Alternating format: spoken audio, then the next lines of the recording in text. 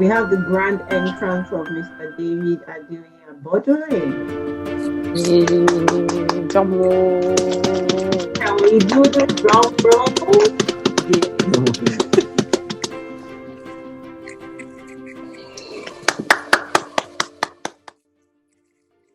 You're welcome. You're welcome.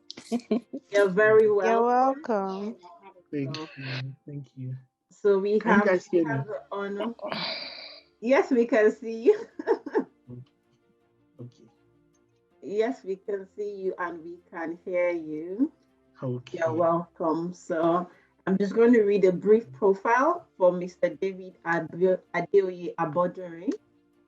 Mr. Yes. David Adeoye Abodunrin is the Executive Director of Technologies and a Managing Partner at Cubed IM Consulting with multiple certification and fellowship from global institutions. So when I say global institution, have the image, of the Wattons, the Harvards, the Kennedy School of Governance, global institutions, not when we say world renowned in Nigeria, but real global institutions. So Mr. Adeoye has over 25 years experience of extensive, has 25 years of extensive experience across management consulting, even psychology and life coaching. I can attest to because I know some of his partners and his colleagues in the industry and technology. His ability to capitalize individuals, families, communities, and organizations is evident in his clientele. This includes MTN Nigeria, Airtel Nigeria, and then on global scales, we have Citibank, we have AXA Mansard also. Mr. Adeoye, in a simplified sentence, is a futurist. He helps people and organizations connect the present to the future without losing presence. He is definitely a passionate lover of God and family, which is one of the reasons why he has honored us in such a short time of reaching out to him. This was done in less than 72 hours. Yes, in less than 72 hours that we did reach out to him and he honored us with his presence and he's here today to catalyze us, to transit us into the future and make sure that we're very much present in our present time also. So with the honor that we know and we that is a culture in Covenant Christian Center because the Covenant Community Group is a product of Covenant Nation. We welcome you. We welcome you honoring the grace of God on your life. We welcome you acknowledging his anointing upon your assignment. We welcome you celebrating the demonstration of his power in you and his manifestation of the spirit because we know that we are first spirit beings and we know that you are led by God. So we welcome you with the honor that has been bestowed on you by God and we say thank you for being here with us today. Welcome, Mr. David Adeoye Abodunrin. Okay. Thank you so much for having me. Awesome privilege. Thank you, Opemi, for the lovely introduction. I appreciate you. Thank you, everyone. And thank you, my brother, Tunde. Known you for many years and your lovely wife, all the way from our days back home here in Lagos. And now you're over there in Canada. I celebrate all of you. Thank you, everyone, so much. You are such a pleasant group. Coincidentally, it's only Tunde I know very well within the group here. I myself was in Covenant all for about 8 years before stepping out to now pioneer the work I'm doing. Special greetings to the leadership of this team and the pastorate, Pastor Pujo and his wife. God bless every one of you. I am excited to be here. And Tolu Davies and Opemipo, thank you for putting on your video. I like interactive classes. I like to see people's faces. I don't like the idea of training that you're speaking like masquerade or radio. I saw today's face briefly earlier on. That's my good brother. God bless you. One of my challenges with Zoom is that once you're presenting, you can't see people's faces. It's a pain for me. I don't know why. I don't know why Zoom decides to let that happen. That's a major problem. It always puts me on the edge, but I'm going to try and do my best once I start sharing my screen. This particular training tasked me for about 3 reasons. Now, so it's not easy to task me when it comes to presentation. it's not very easy for me to be ruffled. It's not very, very easy. The reason is because I've done a bit of almost everything around the corner. Even with some very technical subjects, I can in quote wumble and fumble to define that 45 minutes, 1 hour. I know what to say or to do. But now when you're talking to very senior managers, now this, and because I've been a very senior person for some years, now some care must be taken. Number two, you're also dealing with varied experiences. You can't do cut and dry. It's varied experiences and they are very deep. They are specialized experiences that are very deep. Now, how do you answer very specialized people? And each of them have very deep kind of needs. Now, those are very difficult. Some of you have enterprise portfolio under you. Some of you have big HR portfolios under you. Some of you have real systemic issues on your table because of where you sit in the hierarchy of your organizations and what you do. Now, so once you're a senior manager, it must be we must remove some fluff where we're going to be dealing with some very heavy stuff. And it can't just be what I call copy of Google. By the way, most of my diagrams are from Google. You see them pixelating. And I try to always say these are copied online. But however, beyond the theory of it all, it's actually about how we answer the questions in people's heart. That leads me to say I need an interactive class. I need you to raise your hand at convenient points. I've had 2 meetings this evening. So I'm generally very high on steroids when I train. I'm always like that. But now you may see some reduced energy because I've done 2 back-to-back sessions. This is the 3rd one. And then there's this time difference. I have to tell you, how many minutes more now? Because we are across 20 time zones. This is 1 hour in front, 1 hour behind. It can get crazy at times. And I still have 1 more session late in the night in prayers that I must also coordinate. But you see, at the end of the day, use is more important than volume. How much of it are you using is how the body works. If you eat a lot of food, you find out that at a certain age, you go to toilet a lot. The reason is because most of the food is bypassed. The one that the body needs to work is actually little. So if you increase your ration because you see big food, well, you're just going to frequent the toilet more. That's what's going to happen. So it's not in the volume of knowledge that we pack and pack and pack. It's in the use of it. Typically, I need to give, for me, incredible impact is far more important than length. So I think I have about 20-something slides. Hopefully we finish it. If we don't finish it, it's fine. For me, it's an interaction. If you get to a point where you think there's something inside you need to ask me, please pause me. Now, let me also say this. I am very keen on solving problems. I love to solve problems. That is where my strongest capabilities in. Just narrate the problem to me. By the end of the year, I will tell you, okay, let's try this. Now, it may not work, it may work. Interestingly, I don't know how, okay, I think I was given a list of 5 topics and this topic found me. Now, I am a skill gatherer. I love skills and knowledge to the point of obsession that I need to be careful. So when I saw the list of topics, this was number 1, I said, aha, just give me skills. Now, for the first time, I have to sit down and think through what I normally do with skills. How do you determine questions like, what is the most important skill for me? What is the most important skill for my team? Now, I do this without thinking through it.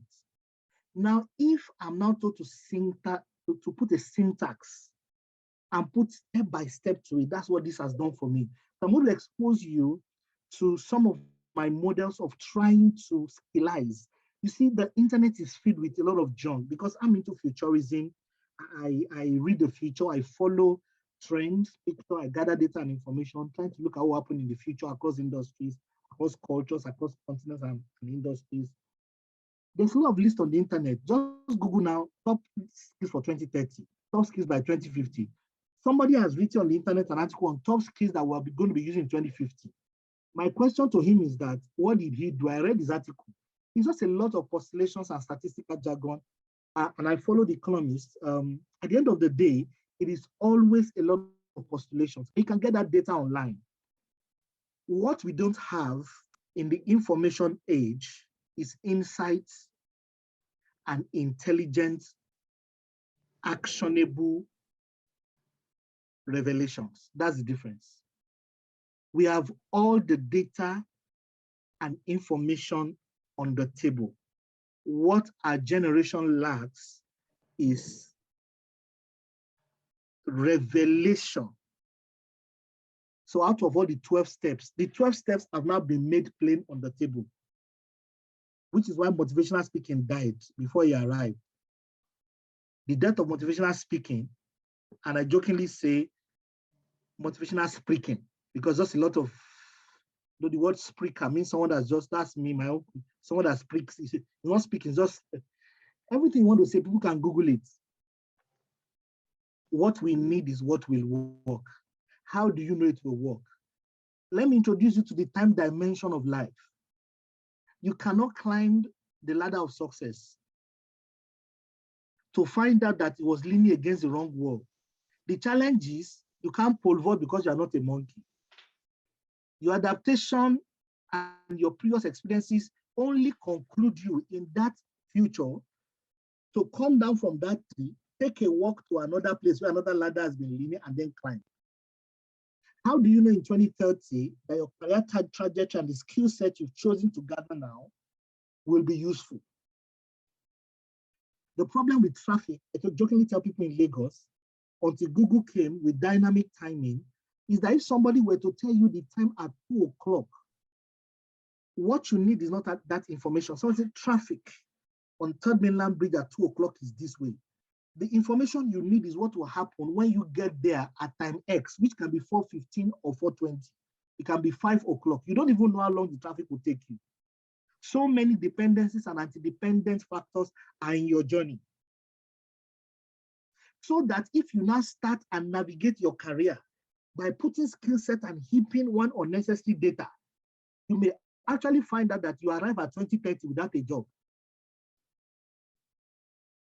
You can out-innovate yourself by critical over-sequencing. Of course, AI and big data and Internet of Things are trying tremendously to reduce this risk by giving us what you call more data points and far more advanced tools to do scenario planning, so that out of 120,000 scenarios, at least we have visibility of a system that can give us 120,000 options. But what that has done is that at the end of the day, the power of decision-making has just gotten compounded and complex, and how much of decision-making capabilities, by what levels of increase are we increasing our capability when we have multiple choices to make decisions? In fact, we get more confused. Somebody were to present 120,000 data points to you of a possibility in 2030 of what your career can look like. Which one will you selection will you select? How do you turn it down? The sheer fatigue of the volume of computational power has just increased your headache as a human being. This is the paradox of the future and the skill set of the future. Cut to the chase. What should I learn? What should I not learn? Where should I pitch my skill set? Now you are senior management. The challenge with senior management is that you are at the height of a tree. The higher you go, the easier the fall. When you are very high, gravity has much more significant power and devastating push on you. This is why, to him that much has been given, one of my mentors will say blood is expected. So when they say senior management, it means you are at a place in your life and my life too, where we cannot play games. The dexterity that we had at 20, where you can bullshit. I mean, my use of English, because we are in a church, etc. When an auntie can say, come and go and take this job or go and learn. Some of us were giving money for certifications and we refused to go and take it because we were sure of what the Lord was showing us in code. But it was a lot of foolishness. Aggregated. I won't try it now because I'm now above 40. But in my 20s, I used to be, I used to believe I was incredible. That next to the sliced bread, I was the wisest and the most toasted version of the white man. Now, that energy, once you get to 35, going to 40, begins to win. At exactly 42, clarity begins to dawn. That you can't make some mistakes anymore. Your muscles are getting stiff. This can be the last 10 or the last 20 years of your career. And how you spend your retirement is a function of the skill set that you're going to gather now. This is the challenge. What are you going to tell your children? There are people that fell at 50. They fell off the skills map at 60. What are you going to do? You can't reinvent. Look, there's a limit to how much, even if you are stubborn, like, I'm sorry for Ekiti people that come from Ekiti, they can assist, they'll be making trouble like someone that's 25. And I jokingly used to tell one of my uncles that married from Ekiti, his wife is going to put him into problem because she just start causing trouble. I say, uncle, you are 60, she's 25. By the time you do crisis to entire family, nobody is going to take you, they might will be laughing. But this is what I'm saying. I mean, when you climb to a certain height, you are now off some mistake list. You cannot afford some mistakes. This is the context in which I had some jitters to posture this training because the Google lists are strong. I can Google for you what the World Economic Forum said. Look, I study the future. I know what the skill set map is looking like all over the world, but I know there will be some failures in that model. And I've explained to you some of the reasons why. We just simply improve computational power and human capability for cognition is reducing. For example, for those of you in Canada, I am in Manchester, but for those of you in Canada, I am aware that if Google decides to pack tonight, many of you will not get to office tomorrow morning. I pity my friends in the United States. Anytime I visit, Very true. I'm like, what's wrong with you guys now? The guy cannot go to the corner shop, 2-3 bus stops away, except he uses Google Map. And he's been living in that area for like 10 years. I'm like, you're not okay, man. Now, this Google Map thing, in our tale, let me use Africa. Look, I can remember when I had to know all the roads in Lagos. It's looking like ages ago. I know Lagos by experience. That is, there are a few places you can get me lost in Lagos. Because at that time, you had to know the road. But now we're at the age of Google Map, where you can't get any city, any major city, including Lagos now. I mean, I was telling my young cousin to help me go get something. He said, bros, Google Map said there's traffic. I'm like, are you okay? You never left your house. But I start up, I go and take the thing. When did this Google Map start? And this Google Map revolution, I mean, I can remember 1985. I know 1992, where we had to go visit, to drop a letter in Lagos, in Festac Town, all the way from Bega area. To go and tell them that we're going to come on this day. They will drop a letter at the door, they'll put it with the security man. At that time, we had to know the road. And you can't reconcile those words anymore. Why am I saying all of this to us? We are very dependent on computation from machines and all of that. Our skill set to interpret data and all of that is not growing at the level at which computational skills are growing for the computer. So who will manage the robots? When they give us the intel, how do we drive insight out of it? How are we going to manage decision making with the complex systems we are getting for ourselves? Anyway, we are senior managers. We're going to solve these problems when the time comes. Hopefully, it will not be in our generation. And at some point, I believe inside the movies that computers will one day attempt to hijack humanity. I believe so one day. Now, whether I'll be alive or not is debate for another day. But what I know is that time is coming when these computers will attempt. Okay, so that was the context in which I had to think through very well what I'm going to share with you. For the purpose of emphasis, let me go to my slide now. Hopefully, I will not be able to see your faces anymore, but please follow me. Feel free to raise your hand or interject and speak if you have a question or a point. Can you guys hear me? Can you see the screen? Yes. Okay. Let me make it to be in that view. All right, so this is actually the first module of something I started working on a while back, although because I never had a need of it, I never finished the material. But since occasion has called for it now, I have put it together. It's actually about 10 modules, but this is the first one. Hopefully we're able to finish this one and we'll talk more. All right, this is about me. Now, so skills, what are they? I had in mind to ask us, literally the online materials, anywhere the dictionary says, the ability to do something well, or expertise, difficulty. Somebody was giving an example and says difficult work taking great skill. Of course, difficult work will take great skill.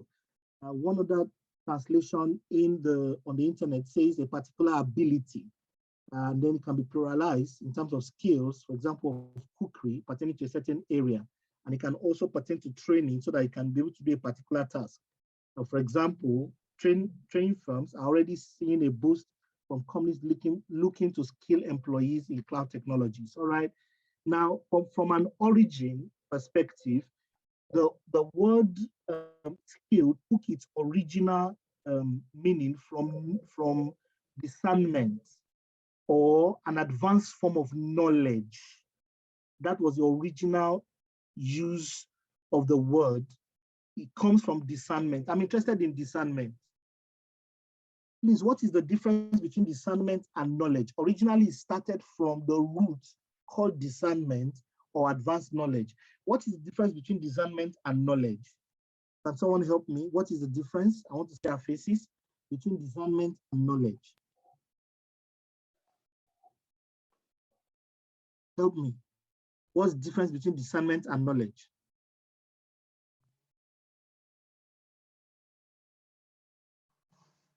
Yes, yes.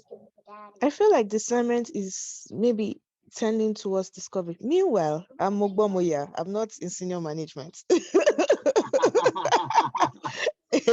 me just put it out there. I feel like discernment is like a discovery, whereas knowledge is something you acquire. You go, you pick it up, you learn or something. But discernment feels like you know, when you just discover something, or maybe it just comes to you, you know. Okay. Interesting. Chairman. Well, I'll see discernment from a perspective of saying applied knowledge. It's applied knowledge because to discern means to be able to decipher or whether through heaps of information, which invariably is knowledge. But how do you apply the knowledge is discernment. Thank you. Discernment has the element, thank you for that, that's spot on. Bonale started the journey, Chairman concluded it. But see, what you're saying is that discernment requires some element of penetration, or you cannot be a bystander. You cannot be dissociated. It cannot just happen to you. That's what Bolanle said. Discernment means that you go deeper and you are much more engaged in the process. And what Tunde just did was just to nail it actually by saying you will be involved in navigating through so that you are able to stratify and put things in their different classes where they belong, so to speak. As an example, discernment is like a higher form of knowledge. That is the realm in which the word skill originates. One of the challenges which we're going to encounter in this class is that words are not meanings. For example, the skill called floating, you don't know whether you know it until you enter water. You can think that you understand floating as a form of knowledge. It becomes a skill. You are discerning when you swallow water. Your discernment sorts you out that you are a sinker, not a floater. The O is an African inflection.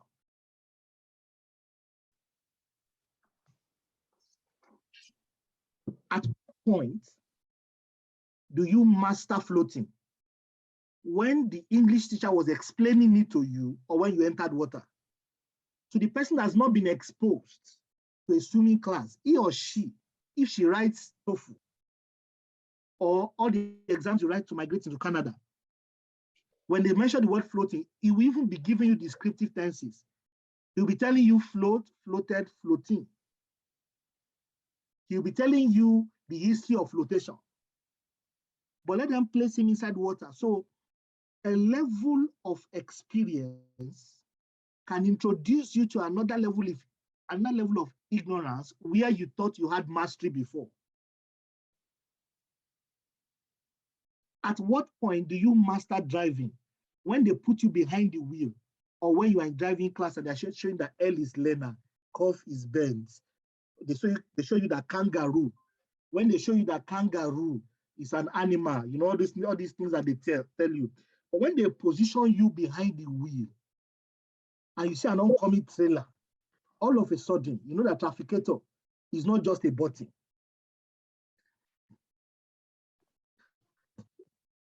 Now, this is the gap between skill and knowledge. Discernment is the gap. The ability to know classifications and to be involved so that when you are in the scenario, you're able to deliver is the gap between knowledge and skill. Can we go on? Yes, we can.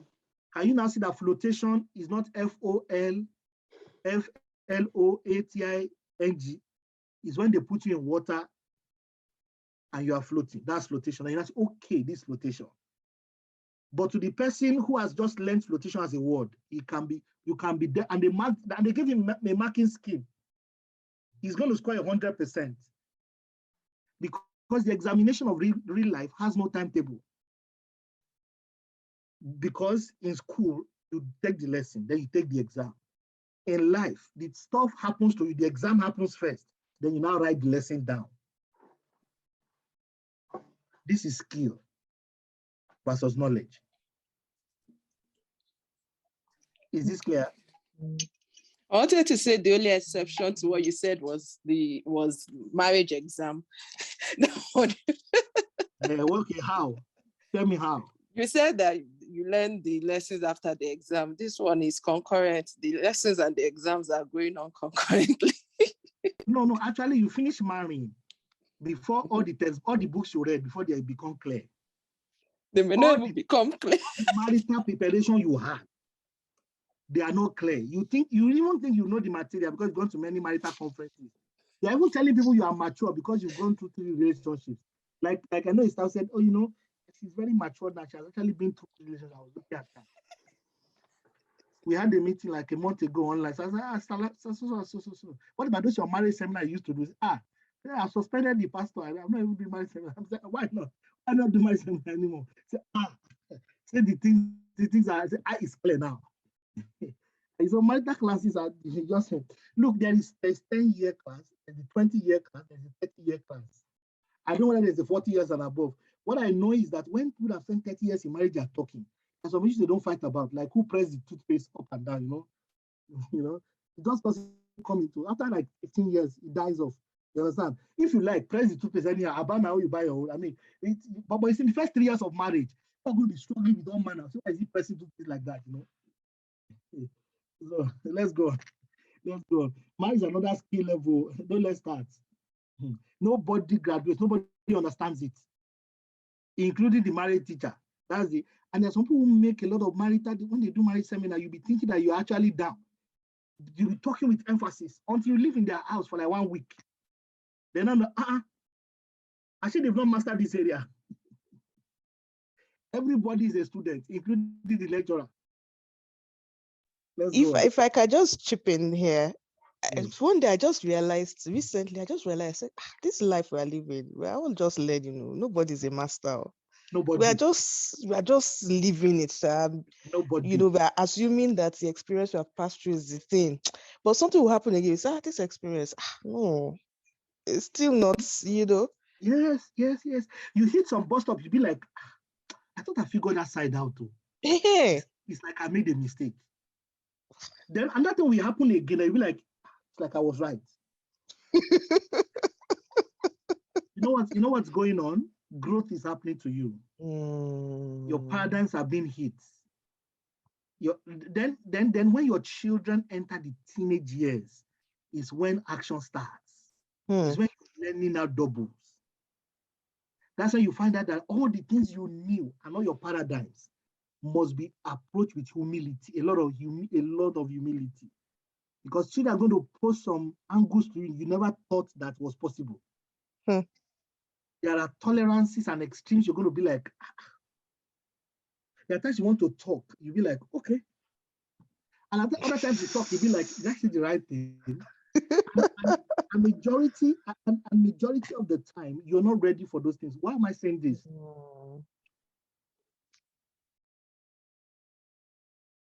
Growth is a proof that you are alive. And some of it is uncomfortable. And we must be grateful for unscripted moments. I don't want to burst some bubbles, but there are loads of things. And it's because we're talking to a matured class right now. There are things we will say to people in their 20s and 30s, because before someone that's 35, 40, 45, you know that those things they are talking about is grammar. But let's go on with skills. Marital skills, another class. On another day, we are going to look at it. Although I don't like talking about marriage, because I don't think I'm qualified, neither do I think I'm master, because I mean, somebody said he kicked his wife. Somebody was talking to me, say he kicked his wife, good morning. Now, if they allow me now, I'm supposed to lie in prostrate, give him 10 strokes of the cane. Then the wife too said that he went to break his windscreen when he kicked her. So you see, I'm supposed to tell her to kneel down, raise their hand, So my temperament cannot handle the stupidity levels. Otherwise, that's how marriage counselor will talk to Peter. So I don't do marriage issues. I do emotional issues, but marriage, emotional issues are tough. Let's go on. I did a marital counseling from 6 p.m. to 6 a.m. the following morning. What's this? And I'm not dealing with demons, so I'm only spectating. He did this. He said that. I'm looking like that. I will write down. I removed it from my practice, my psychology practice. I deleted marital issues immediately. You seldom see, but I'll talk about it general, but I will not sit down. Let's go. It's a deep skill set for those who are graced in the area. I know that Tunde is actually loaded in this area. I've seen him 1 or 2 times counseling someone. So the Lord will strengthen Pastor Tunde and be like him. Hey, let's go on, guys. Okay, so I want to make quick differentiations, and I don't want to spend time here. Skills and competencies are different. Skills are learned, and they are abilities that you would need to perform a given job. For example, handling account coding, welding, writing tenders, computer programming, foreign language proficiency, all of this online. While competencies are the knowledge and behaviors that lead you to be successful on a job. The knowledge and behaviors are competencies. Skills are specific learned abilities. I thought somebody is going to raise their hand. There's a question I was expecting there, but let's go on. Because there's a classic difference between a skill and a competency. Skills are specific and learned, and you will need them to perform your job, but competencies are knowledge and behaviors that you need to be successful on the job. In a sort of general way, competencies can be seen as general, while skills are specific. Competencies are general, and they are supporting you to deliver on a certain job role, while skills are pertaining to that job role specifically. Let me quickly say this: clarity drives skills and mastery. When you are clear about what a skill is, mastering the skill is not complex anymore.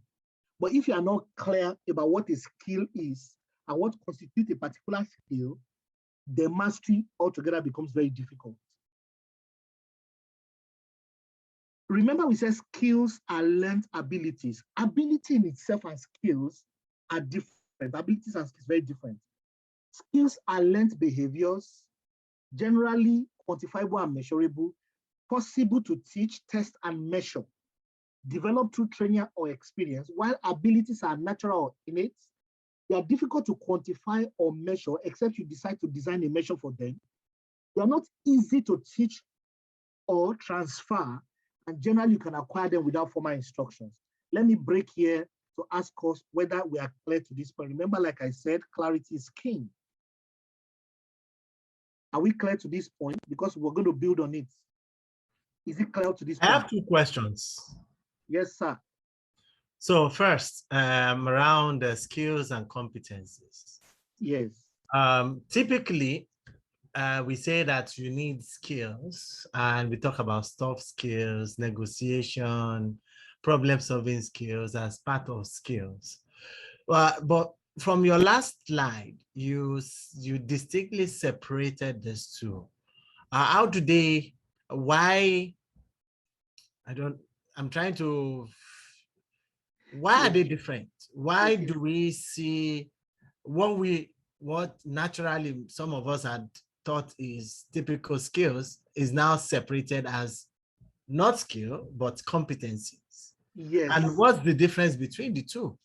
Yes, yes. There are technical definitions of those items. You see, in everyday use, we use them. We use them interchangeably a lot. We use competency, skill, ability, even knowledge. We use them so much by the strict sense of the book. They have their own individual definitions. Let me also say this. Remember I said words are not meanings and meanings are not words. To be able to float is a word. But to be able to float indeed when you are in water is another type of word. But this time it is actionable. There's a challenge with meanings and words.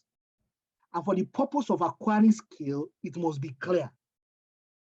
That's why I'm trying to draw a map of all of these elements and what they mean. Competency originally was actually a word that was used to describe proficiency or general description of proficiencies. But as English language matured, it began to mean the one we are looking at now, which is the generic capability, so to speak, that you need to actually perform well on a job. The skill sets is the set required for that particular role in and of itself that are very technical.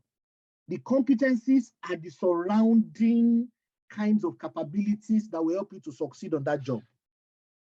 And that's why if you read competencies, you see the generic lists of skills. In quotes, again, the word skill comes up, negotiation skill,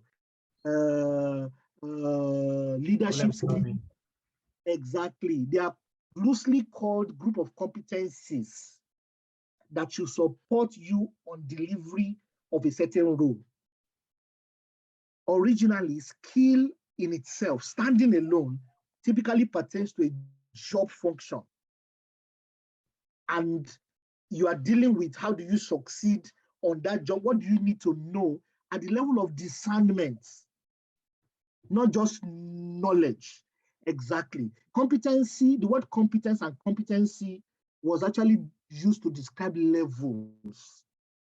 Original, that's the beginning of it. It's later that as people began to use English, what are your competencies? What are your capabilities? What are your capacities? Like let me tell you, for example, the word capability, capacity, there are three of them. Capability, capacity, there's a third C. They are actually the same thing. But if you go read the definitions now, they are beginning to differentiate them. But the root meaning of those words, those two words are the same. The only difference is that capabilities also refer to potentials or things you can do on top of something, while capacity is what you have right now. Yep. The delta in between it is the growth area. Yeah. But originally, the word capability, what are you capable of and what you have capacity to do is the same thing. But as people began to funkify English language, so for the professional, clarity is superior to use of language. We must be clear. What are we talking about? But thank you for that clarifying question, Chairman. Do you have any other questions? You mentioned two questions. Yes. So the second one is actually the last slide you just showed, where you talked about skills and ability, and you distinctly differentiated skills and ability. Yes. By this again, strict definition. Let me pull it up. Again, we are dealing with strict definition of terms. Go on. Yeah, this slide. Yeah. So ability, you're saying, is more innate. Yes. And she's in this meeting. so does that mean that ability is not cannot be learned? It can be learned, but it's difficult to learn. It will show. It can be learned, but it can be learned. Let me give an example. Yes. So what would we call a soccer player that went to, say, the likes of Mercy, that went to sport academy when they were younger and were able to acquire the capabilities. Someone let me mute Funto. I think she's I'm sorry. Apologies. I thought I was on mute. I know you did not know. Don't worry. I'm sorry. I was trying. Don't worry. Please go on. Okay, so for most of these individuals, especially good, talented soccer players, they went from academies as young as when they are children, 8, 9, 10, 11, and some of them never really had these so-called abilities, but were trained in the skill or in the sport of soccer or football, as you call it in Africa and not in Europe, compared to here we call it soccer. So how do we now, are we okay in between? If I'm to pick two very known players, Messi, Ronaldo, who is skillful, who is demonstrating more ability? Because to me, if we're saying ability is innate, that means that you can't learn it, right?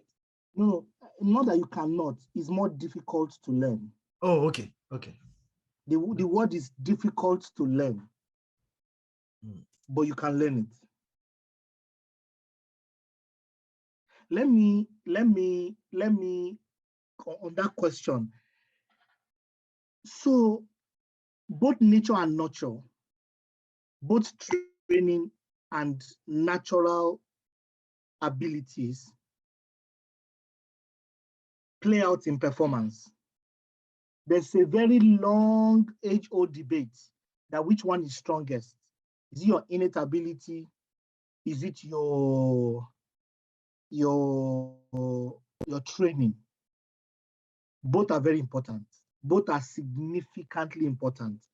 And at the level of global mastery, you cannot do one without the other. You can't. You cannot. You see these people you're talking about, what I know about them is that first of all, they select children with talent. They start selection. Those that go to their institutions, they start selection at between 6 and 9 to 12. By 12, they stop selecting.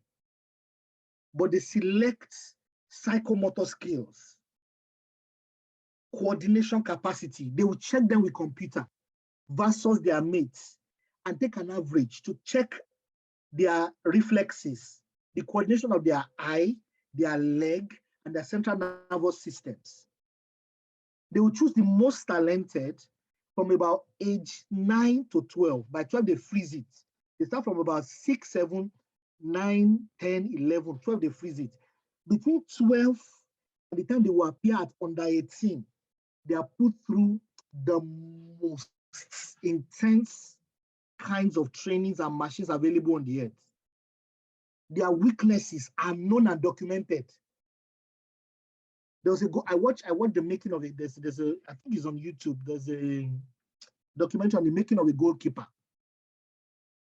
It's computer that was firing shots at the guy from different locations on the field. And they found out the exact angle of his weakness. That if a shot were to be fired between 30 degrees to the left and something 15 degrees and 12 degrees this direction, the guy will not catch it. So when they are going to craft their game, they will put their strongest defenders in that place. If he's one on the watch, and if there were to be penalty, they will ensure that they change him before penalty comes. If majority of the players on the other side will play to that angle. That's how much they are scientific. Because they started from ability, they can produce stars. You know, the challenge with those who believe that who discountenance natural ability is that everybody is okay at the beginning of the task. When we get to the middle of the river, natural swimmer will show. It's at the point when you train everybody and expose us to the same thing, at the middle of the river, those that were born for water will show.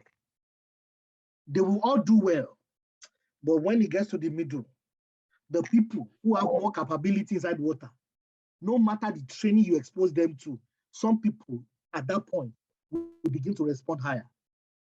I agree with you totally on that. You know what? Yes. It's a case between Messi and Mikel. I don't know if some of us are aware. Messi actually was first played on FIFA on the age group game in Nigeria in 1999, I think. And Messi was the best player. Mikel was the second best player. And as at that time, Messi and Mikel, there was not so much difference in their play in what they did, in what they produced. But fast forward now, where is Mikel today? Where is Messi today? Precisely.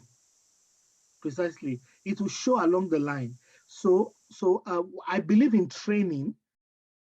Excuse me, I believe in a lot of training, but I am also aware that when people have been subjected to the same training, in the middle, the naturals will emerge. So where does discipline? Yeah, that's what we are saying, that discipline counts in the beginning. People that argue for nature typically says that it counts, that it counts in the beginning. So that discipline counts later. No, discipline for both of them counts in the beginning. If you subject the two of them to the same disciplines, in the middle, some people will get tired.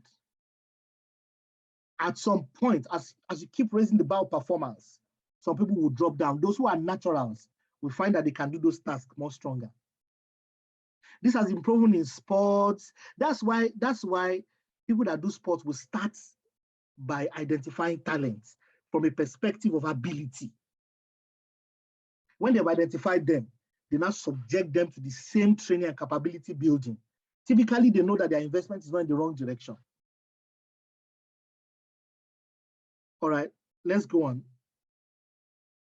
Please let me say this, because you are talented or because you have ability does not exclude you from discipline. In fact, it just gives you entry form into a higher order devotion. You are asking the question, what should I now devote my energy to? Not that, what am I so lazy enough to be doing that will stress me less? So when people ask questions like, what should I be doing? What's my ability? What's my innate capability? They think to themselves that they're asking the question that what is less stress-free for me to be working on? No, because everything is difficult. At a point, if you're going to go world championship, you now meet everybody. That thing you think is easy for you to do. There are people who started doing it when they were born. There are people that have it more than you. You will have to compete with them at some point. So discipline is a qualification that you will enjoy the gym hours more, that you are in a place where at least you're not burn out easily. And number two, there's more potential for you if you put many more hours there to do better. That is the reason why we are going that route, not because it's lesser work. Perish the thought. I'm sorry, I'm talking to senior man. You know, when we talk to junior classes, we tell them things like things you can do for free, things you can do for the rest of it. We give them pleasure vibes. When you work for 10 or 12 years, you know that is El Dorado. You are ready to take the higher pay, which is that talent qualifies you for harder work. To be gifted, I said in the previous session, is actually a calling to give. You are eminently qualified to sacrifice deeper in that area. In fact, your pain and stress will be more than the ungifted.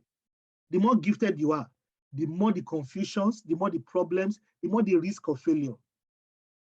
It's not an invitation to easy life. It's actually a deeper and a tougher place. Let me also tell you something. When you have ability in a place, people see you come in that area. Let's say you are strong at being right-handed. They see you coming already. So you've got to have how to beat everybody that's seen that you have right-handedness. Or someone say, I have a skill, a gift of oration. Okay. There are people that have bigger skill of oration. There are people that have skill of doing. There are people that have skill to counter oration. You have simply entered into their nets. So you better go and strengthen how to also do. So that you don't, because there's a whole strength movement, and I'm also saying to people that we need to have a weakness movement that strengthens your weakness anyway, because that is your Achilles heel. Okay. I hope it's not too much bad news. The people are looking at me like I'm feeling sleepy. I know you just had lunch. No, it's just I don't know how to feel about abilities.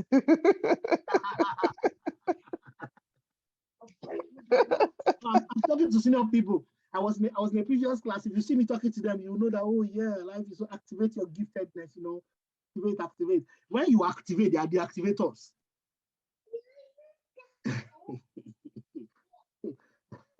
I mean, if you must emerge, I mean, at a level we're thinking of emergence. If you must emerge, now the issues are deeper and thicker and tougher.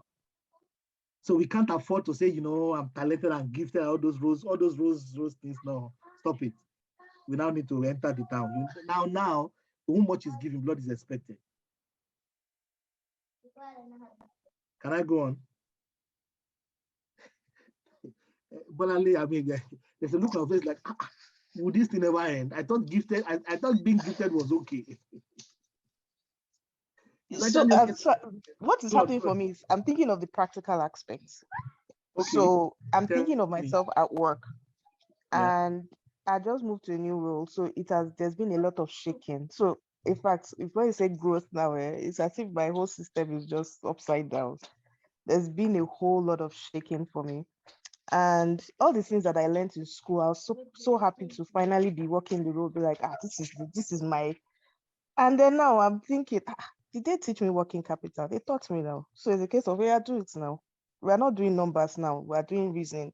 What does it mean? How is the business going to work? You know, so it's a lot of thinking for me. So I've had to now be learning to humble myself and go and be fetching under people that are pro. In fact, the last woman I went to meet, you know, this headmaster, she's just white, but she just feels like all this, you know, this black headmistress are just very, the woman finished me. And now I'm not hearing this one again. So it's just a whole lot of everything. No, you're growing. You're feeling the pain of being gifted. When you got the role, you see, it was what you're looking for. You're the best among several candidates. Yes, that's it. I've not been able to update my LinkedIn because there's no you point. Cannot. It's not easy. Yes, it's not because LinkedIn you're not matter. sure. Yeah, because new competencies have found you. You are not sure that you are not sure that you are going to be on the road for long. Welcome to the school of greatness. You are beginning to feel the pain of being gifted and talented. When they say you are top 1% in the world, it's never an easy place to be. So welcome. What I will tell you is that you are actually in your best season. Yeah, and I just want to chime in, if you don't mind. Yes. But Ali, what you just mentioned, I don't think it's just happening to you alone. I think it's something some of us had experienced in when we're changing roles or we're getting into higher responsibilities. Sometimes I feel inadequate, to be truthful with you sometimes.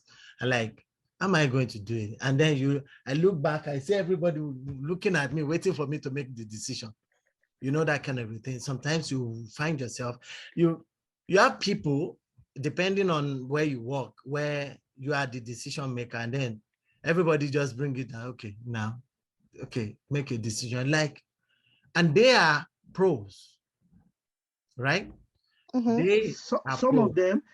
of them have been doing it for 25 years. Exactly. Exactly. And then you now look like, how am I going to make the right judgment? Even though I've not done this in as deep as they might have done.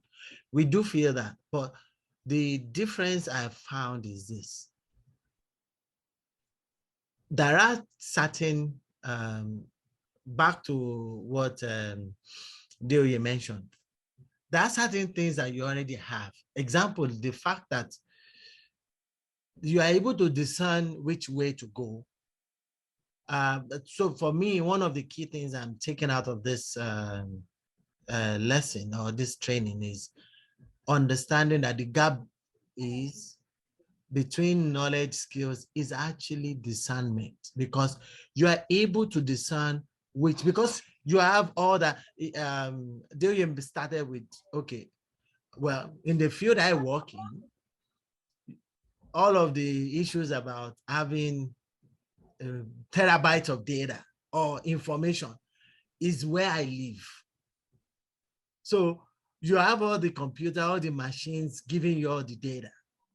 But now, what decision do you make? So you have the knowledge through the data that's been given to you. But how are you able to step in and discern and make the right decisions? Sometimes you make mistakes, like Adeoye mentioned. But I think, to me, from my experience, is as long as we are not too full of ourselves to course correct. You make mistake and you course correct. And that's why you find that in this day and age, they use all different types of terms, agile, iterative, all this. But the idea is this: be nimble enough to make quick decisions that you can course correct as you go along. Sorry, you were saying something, Bolale. Thank you. No, I need to get my charger. My phone is about to die. Okay, please get the charger quickly. And please, thank you for that. This is an action class. Thank you for that, Tunde. This is an action learning class. It's a senior class. If you have any question, that use is more important than theory. This kind of thing you mentioned now is the reason why we are putting this together. It's far more important that we get solution for you than us just packing theory, because you need it. This is how you know you're growing. You understand what I'm saying? Let me also add this to it. There is nothing in terms of any body of knowledge on earth that's not available on the internet. In between YouTube and Coursera and Udemy and all these Indian platforms, everything is available. Knowledge is open. Don't let anybody bamboozle you. There's a simple secret. One weekend of locking yourself away from home gives you about not less than 16 to 20 hours. If you dedicate 1 month, 4 weekends, it will shock you how your mouth will be opening in meetings. You'll have finished talking before you know that, what's that mean? Talk less of if you decide to take a hotel and say, my dear, can you give me somewhere near the office? Say for this 1 month, for 3 weeks, I will close at 5. I will walk into the hotel. You can come there with the children, whatever, but I need a place I can be reading from 6 p.m. I'll read to 12 or 1 a.m. or whatever. And then from there, I will sleep. I can go to my computer, I work, and come back to work. By the time you do this back and forth, maximum 3 months, it will shock you what can happen. And you know, people that are knowledgeable like making people look feel stupid. And majority of those things, oh my God, don't let's go there. I used to have a guy that used to use a botanical name in secondary school to harass us. That's how people do in the workplace. So, that's the feeling. In my mind, I'm like, when I went, oh Lord. You see, before I did my Scrum Master and Scrum Product Owner training, I used to have one guy. He used to talk about Scrum because it's a second iteration, you know, the sprint. And you see, the guy talks speaks British English, very sarcastic. By the time I now did my Scrum training, I was looking at the entire thing was even simpler than the traditional. The methodology and the limbo is far simpler than traditional project management that I even doing. By the time I came to the office after a month, the guy was like, "Oh, seems like you went to learn some things, huh?" In my mind, you know, as a Yoruba man, I just wanted my bread. After my bread, your granddad. Sorry. So don't let anybody scare you. Knowledge has been democratized. We're going to get there. Why things look tough for a lot of us, we're going to get there towards the end of the slide. Ikioma, unmute your microphone. Thank you so much. Sorry, I'm literally doing my laundry while I'm following this. So, like, it's okay. I'm not quite senior manager, but I like this conversation mainly because I'm a learning consultant, and I was listening to you talk about Udemy and the rest. Please don't be calling those people. Skillsoft is the place to go. I work with Skillsoft. It's an interesting conversation we're having. I just wanted to chime in on, you know, that concern that we've all talked about, that feeling of like that's what we would typically call the imposter syndrome. Do I deserve to be here? Do I know what I'm doing? And that kind of feeling. At the heart of it, you know, Tunde said something about I'm working with people who have been doing their thing for years and they are trusting me to be the decision maker.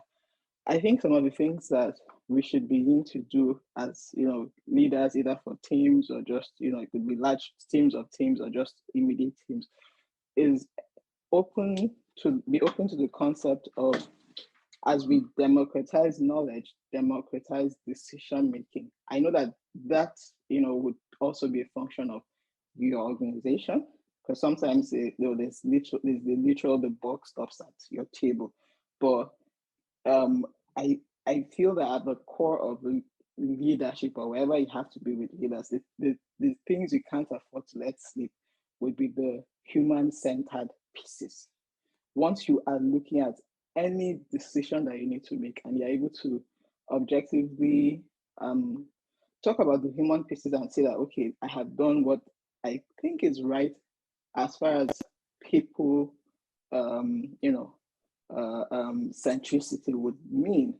I think it's fair in, you know, to be open to allowing process owners, I like to think of them of, or, you know, experts in that area, to encourage them to make decisions in those places where you're like, okay, you know, I don't know that. I'm definitely with you, Mr.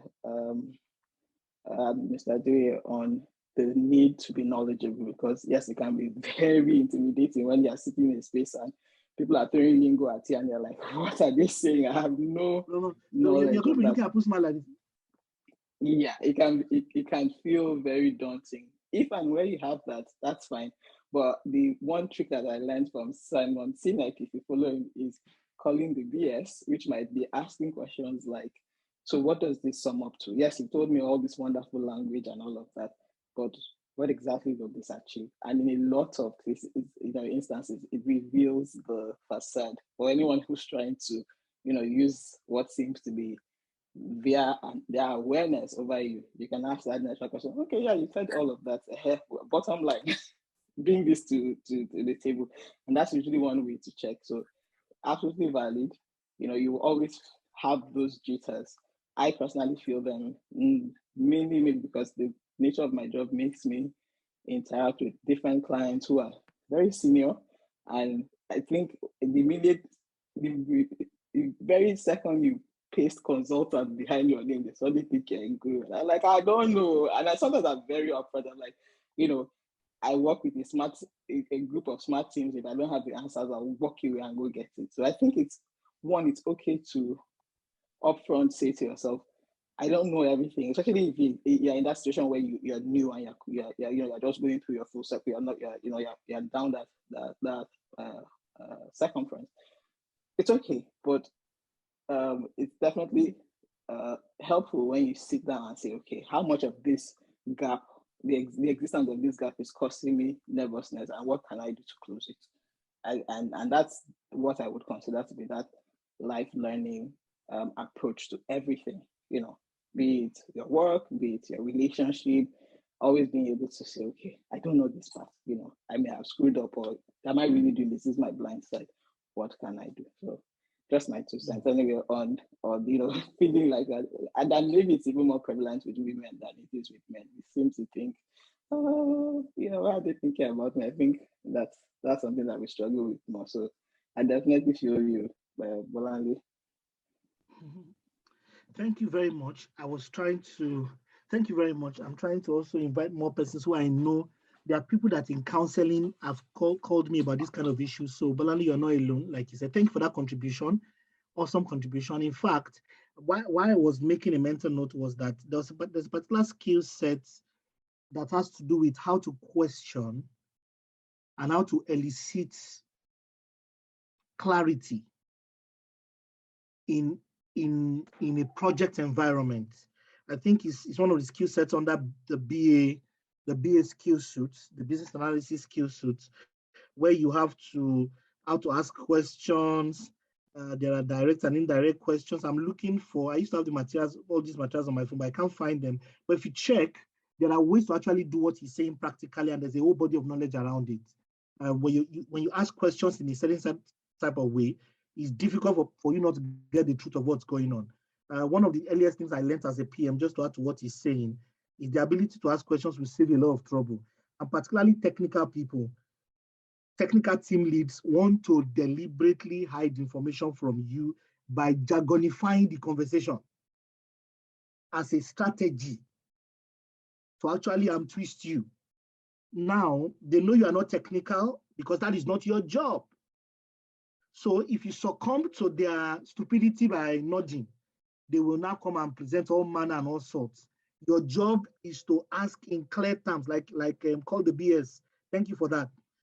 This thing you're talking about, what does it mean? Can we clarify this?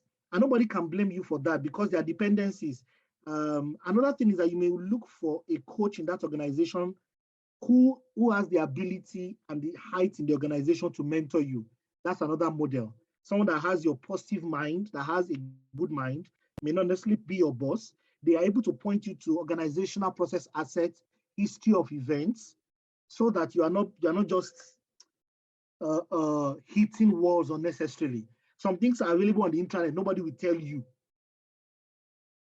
Some things are available for free, nobody will tell you. But if you have someone the organization can say, okay, check this place, who is very positive and the person is not in any way compromising. So how to select the person is another debate for another day. How do we select that person? It's another debate for another day.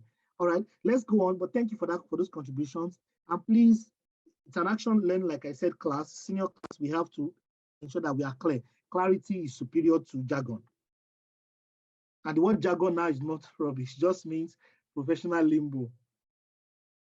Okay, so there are many skills classification models because the mastery of a skill is a function of the type of skill you are dealing with.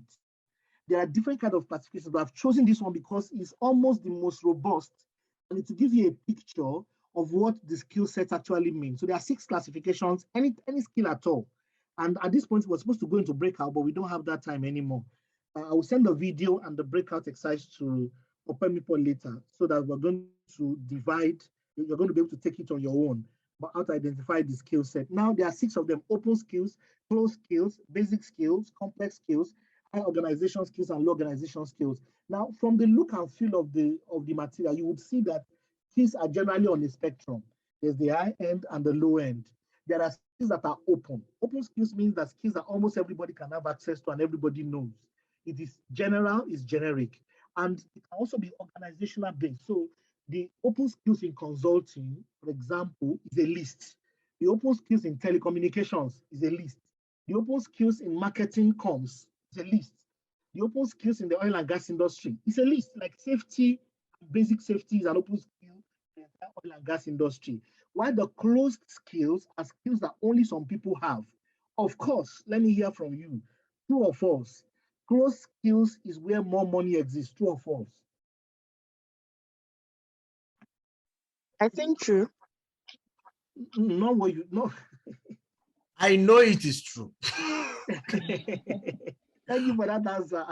Now, however, you cannot claim that you have closed skills in a particular segment without having first of all gone to open skills. True or false?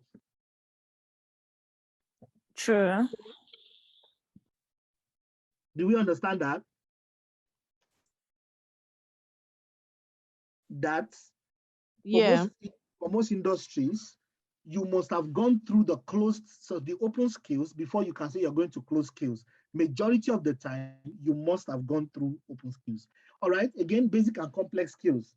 True or false? Complex skills pay more money than basic skills. True or false? True. True. Basic skills generally are a subset of complex skills most of the time. True or false? True. In terms of promotion and hierarchy, complex skill set people get promoted in the beginning up to the middle. True or false? True.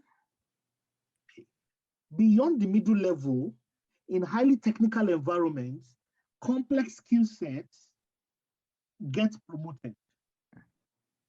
But also, if you get over complex so that it becomes complicated, you may not be able to go beyond the middle. True or false? True or false? True. Let's go on. By now, your mind will be racing some people in your organization. So you are beginning to see the picture of the skills map and how people are sorted into critical staff and non-critical staff. It's a function of the skill set of what they can do. All right, let's go to high organization and low organization skills. Again, high organization skills earn higher, they are more rarer, and they earn higher than low organization skills. True or false? True or false? True. Low organizational skills are low organization skills are not. I mean, if everything you can do is filing or they say what are your skill set? You know, there was a time that on CV you could say Microsoft Office was your skill set. I mean, you know, there was time there was Nigeria. I mean, I know we used to put on skill set ability to use the computer, Microsoft Word, PowerPoint. Have you seen any CV in the past 5 years? Anybody have you seen any CV where you have Microsoft PowerPoint and Microsoft Word on it? Let me see your hand. That's because this low organization skill. In terms of how much you need to be organized, is low. Anybody can do it. Okay, let me go on. So how do you rank? What skill should you go and get? Like I said, check online. There are many skills, many lists. Some people are saying emotional intelligence. Some people are saying it is computing and technology skills. It's a long list. But there are ways of ranking what skills you should go and get. Number one, linear or career-based, which is you're simply thinking about your career and you have put a linear plan in place and you are thinking straight line ahead. What skill set do I need to put into my portfolio based on where I think I'm going? That's number one. Number two, there's a Pareto-based approach. The Pareto-based approach is that you are looking at your industry. What's top 2 or 3 out of 10? Make a list of the top 10 skills in your industry or area. What top 2 or 3 out of 10 skills is responsible for 80% of remuneration or pay? Or what top 2 or 3 skill sets do 80 to 90% of employers need? Or what top 2 or 3 skill sets out of 10 will ensure that by first I'm promoted and go interview, they go to the next level? That's based on. Write it down, make a list of top 2 to 3 skills that will be responsible for the opportunity 80 to 90% of the time at the next interval. Complexity-based kind of approach. Listen, find complex problems to skill up in that area, and then you are good on the home run. Just spend enough time, because it's going to take more time, obviously. When you do what everybody can do, you become commodity. The value map is such that the rare things, the complex things to do are on top, and the easier things to do are below. When you are able to do complex things or able to solve complex problems, the system sorts you up. When fewer persons can do what you are doing, you are guaranteed a stay. Don't run away from complexity in the coming future. Embrace and run headlong. In fact, those who are able to sense complexity far ahead of the time it becomes mainstream will reap the benefit of complexity. Don't run away from difficult tasks and difficult skill sets. It is your guarantee for bread. It's a simple formula. If you hit onto it, you will most likely hit a right home run. All right. Another model I have studied is economy-based. What is paying money? What is paying? Just go and learn it. I must give a note of warning here. Skill sets have what you call return on investment.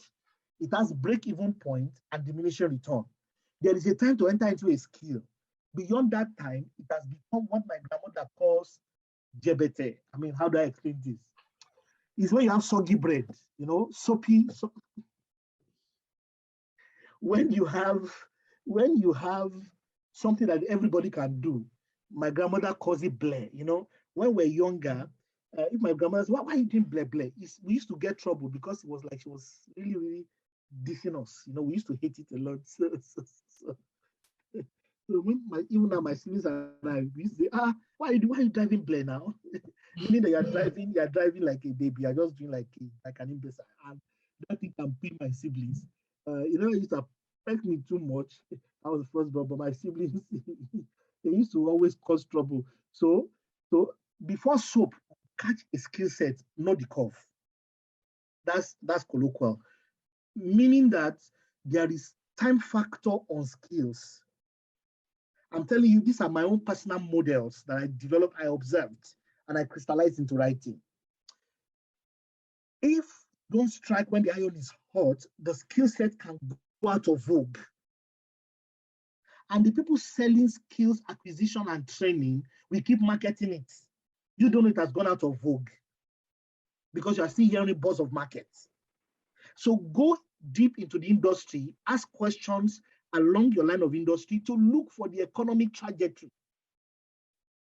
So don't go for a skill set that is at the height of it now. Rather, go for the one that is still nascent or growing, and you can target growth. But if you go and mistarget, that's the problem. So you must acquire the skill set of looking at the skills index so that you use that to select. All right. Another one is governmental policy based. Always study the government policy around your industry or area. Always study it. What is the government policy? What are the new fields? What are the new requirements? What are the regulatory roles? What are the mandatory things that must happen? What are the regulatory requirements that must happen in your industry or that industry? Use that as your development, as your skill basket shop box. So skills are like very plenty. You go to the store or where the skill is, and then you take it into your toolbox. Use government policy because it's a strong indicator of how society must move, and it's a strong force of the law. Information-based meaning just looking at information, just mulling over sites, reading through, asking questions, holding several conversations. But please be careful of information because you can be misled. You can be reading a blog of 2012, and you'll be reading an article online. But this is 2021 because the 2 and 1 are just supposed beside each other. It's not less than between 2012 and 2021, not less than 9 years thereabout, 8 to 9 years thereabout difference. So don't be confused. Am I correct? Yeah, 2012, 2021. That's 8 plus 1. Yeah. All right. Insight based is far more powerful, which is what are the insights or what are the things I'm observing? What are the most difficult roles? What are the difficult problems? What are we facing in our office? And then interactions based. As you interact with your team members, what is very difficult for them? What are areas they're employing consultants today to do? What are the things they're outsourcing because it's complex? I don't want to get bogged down in your team. Those are things to begin to pen down and observe whether you can gather some skill sets around that area. What are the industry trends that your interaction, you go to for conferences? What are the interactions? What are the new things that people are beginning to learn? As you study that energy, as you study all those conversations, the skill list of what you should acquire next will become apparent to you. And lastly, what is in your organization and what is your team working on? Let me pause again for questions at this junction. Questions? Is everything clear about the skill ranking model?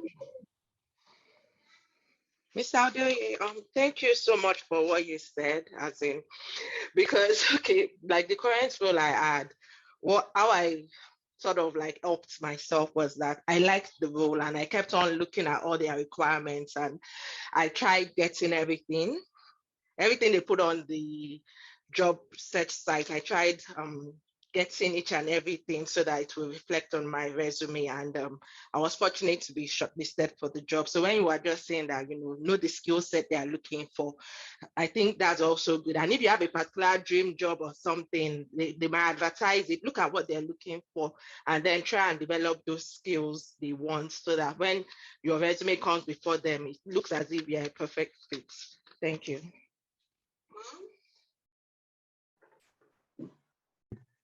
Absolutely, is very important. It's very important. Any other skills? Any other questions about how to select? Is it clear now? Models you can use to select skills. Is it clear how to select skills? Is it clear now? Yeah, I think you nailed it on the head. So, what I just wanted to add, when you talked about the curve, or we can call it bell curve of the life cycle of a skill. It goes in bell curve, and I like the way you mentioned about the possibility of us entering at the wrong time of the life cycle of that. When it's very mature, when everybody has started doing it. Going down.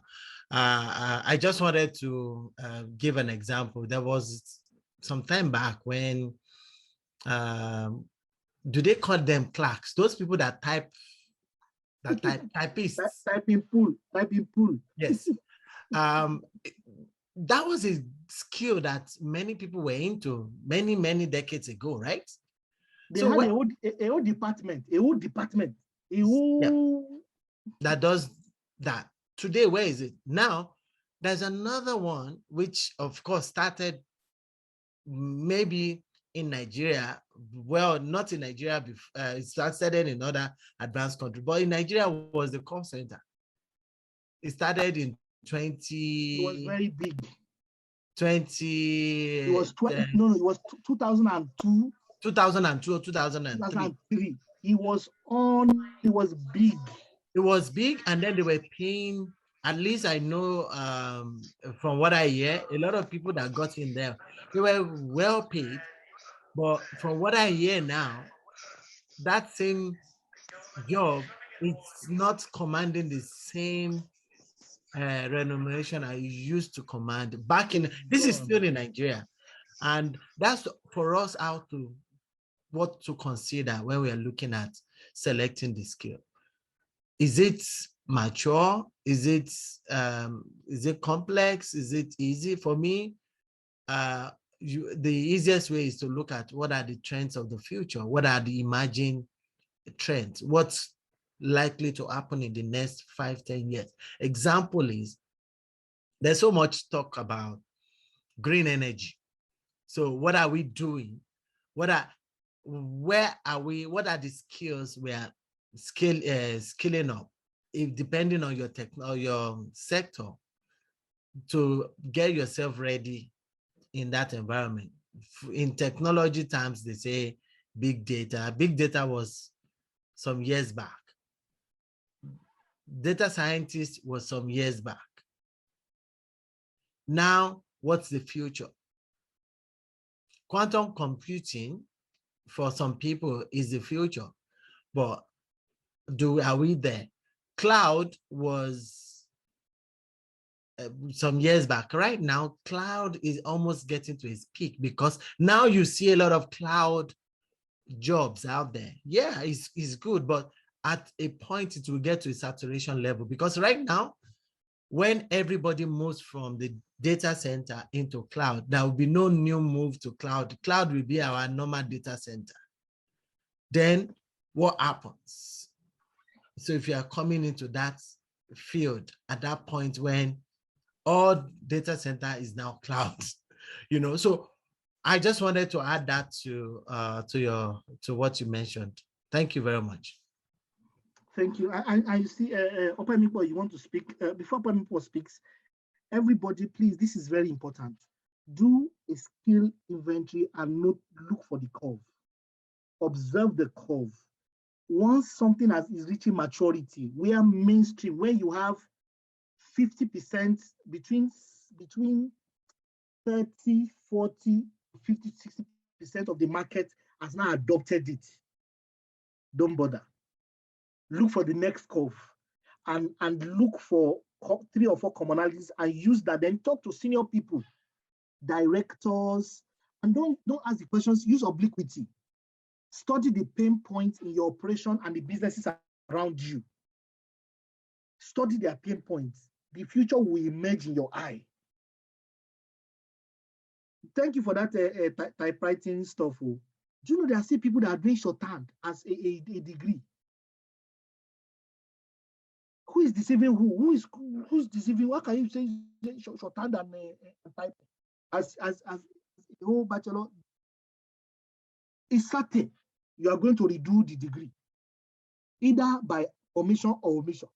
You are redoing you are going to go and do the degree. My grandfather who was a principal of a secondary school, I can even see the case inside. You are redo this degree. How can somebody say he went to bachelor's in shorthand and typewriting? No, the devil was incorporated to blindfold the person to fill the damn form. It can only be household wickedness, aka his family and friends who didn't tell him or how what to do. Okay, Opamipo, let me hear you. Thank you, Mr. David. Because you know, sometimes you are observing things, but when in interactions, then you can become clearer when other people share their insight. Because what the analysis that you just used, I remember that about 3 or 4 years ago, I sat there and I was wondering, how did Miss TFD, that's Tarafela Adeoye, how did she build the industry? Because she became part of the people that built that industry, you know, with Bank MSC. Then I moved on to think about it also, because now that you're saying, oh, that skill sets have like a life cycle, and Mr. Tony said there's a bell curve, if I got you right. I thought about it to the involvement of the event industry. How did people like Mrs. Funke Bucknor, how did they get in the beginning? Like you said, you know, identifying when it's not saturated and knowing that I can hit into this and then grow with it. And then, of course, I can see them gradually also transiting, still keeping a hold in that industry, but transiting also into other things. Because I was actually writing down the Pareto base that you said, and I wanted to clarify if you were saying top 3 skills responsible for the success of, is it the top 3% in the industry or 80% of the industry? Top 2 or 3 out of 10 skills responsible for 80% episodes of success in the industry. Okay, of general success, not of like, the top 3 people, top 3% in the industry. You may choose to apply it that way. What are the skill set of the best of the best of the best in the industry? Go on LinkedIn and look at what they can do and map your skill set to that. Okay, I just the wanted leaders in your industry. I've also not, you see, out of, there are actually about 30 selection methods. I've only talked about 10 that we can manage in a short time. There's also one that is range planning. There's short, there's mid, and there's long term. For example, you may do a long term for Harvard because of the money involved. So you may start a journey of about 10 years. I just did my MBA last year into this year. That's a journey of 20-something years. And I chose the kind of school I wanted to go, very expensive, but I decided to look for the money. And it took me some years. But if I went to Unilag, I would still get MBA. But I know what I got.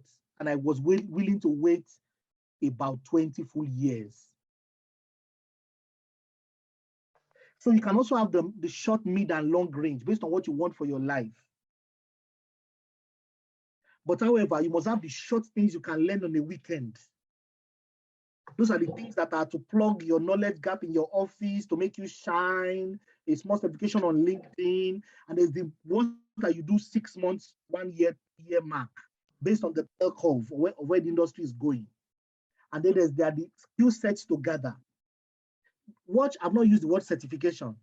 I use skill sets. What you can do. Because skill set acquisition also involves some meta models, which I don't think we probably have time to dwell on. You may have to take an apprenticeship, work on a weekend, go around and acquire skill sets that are out of your current zone of remit. That's another way to think about skill sets. Thank you. Yep. Bolane.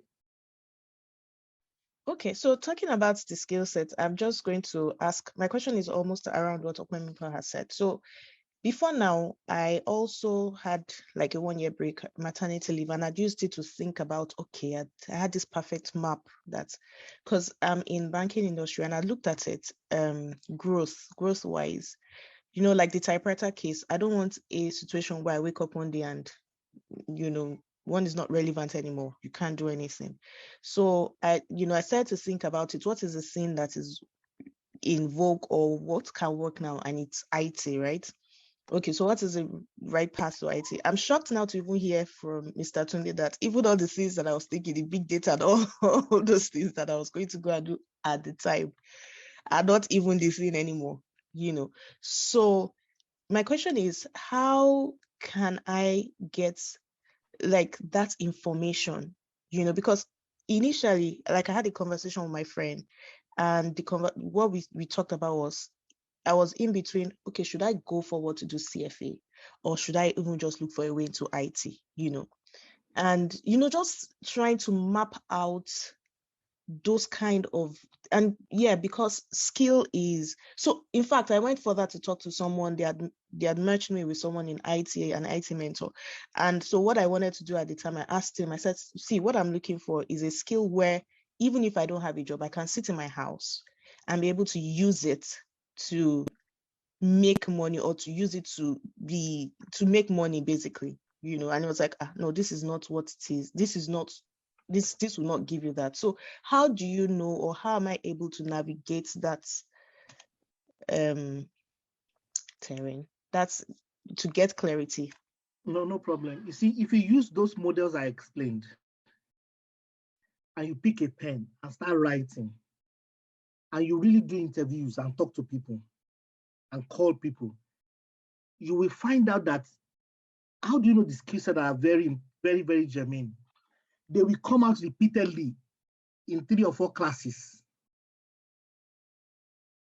If you use industry analysis, if you use Pareto, whatever model you use, you'll be noticing that they'll be top 2 or 3 on your list. Those ones, hit them hard. They'll be repeating on that framework I gave you. Number 2, there's something called line of sight. Look for people that have line of sight in the industry. The people you are talking to, don't let it be somebody that just, look at another person, big data. Look at the way Tunde just explained all the big data thing. He's very correct. That very soon, all of us are going, this cloud. It has a termination date too. When nobody's in the cloud, what's going to happen? Meanwhile, somebody has written 18 certifications in cloud alone, written down his career map. His 18 certifications in cloud, AWS cloud, Azure cloud. That's how the guys are just clouding. If he's not careful, the day he has the last 18 certification, they are going to be in the cloud. The certification will be in the cloud. He is being obstinate and linear. When he's supposed to take 2 or 3 class certifications to get a job now in cloud, to take benefit of cloud, it's a curve. You should move, the curve is going to turn. Don't go and over-certify beyond the length of time that the curve is within the rising zone. And when something saturates, except there is big need, like in project management globally, there's a big need because we must create new things, create new cities, construction is always growing. So saturation in project management and allied professions like that, even though a lot of people are doing it, will be for a while. But trust me, it will soon turn to an admin role on CV at some point in the future. Wherein project management will be an addendum role, like we call, leadership skills. The way we use leadership skills, we'll soon use project management skills down the line. Scheduling will become everything you do. You understand? Dependency planning, all those things, scenario dependency planning, you start seeing it everywhere. It's going to saturate at some point. But what is the key? The key is to follow the growth and look for people that have line of sight, people that can see the thing, and take a motivated approach. There's the short-term plan, the mid-term plan, and the long-term plan. Yeah, just to add to that again, there was a time where every manager has a secretary. Remember? And the secretary does all your scheduling. Today, I'm typing. Yeah, but today there are no secretaries, especially in most North America. Before you can have what they call executive assistant, which is not a secretary anyways, they don't type for you.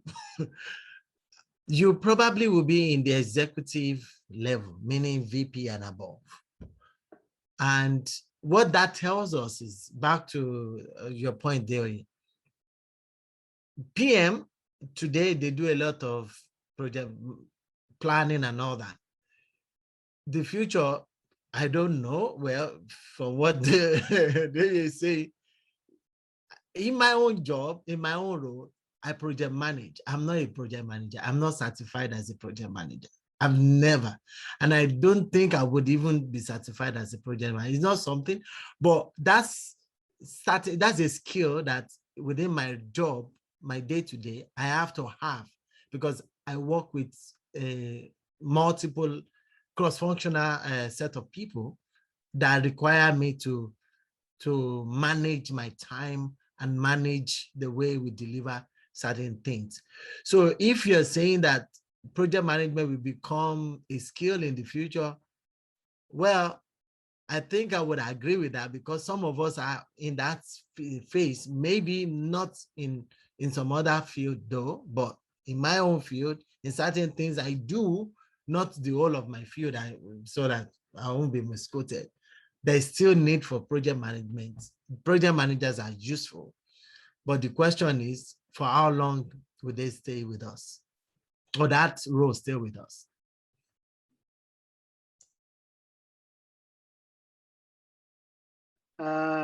Tolu and then Ihioma. Okay, Tolu first. I guess Tolu goes first.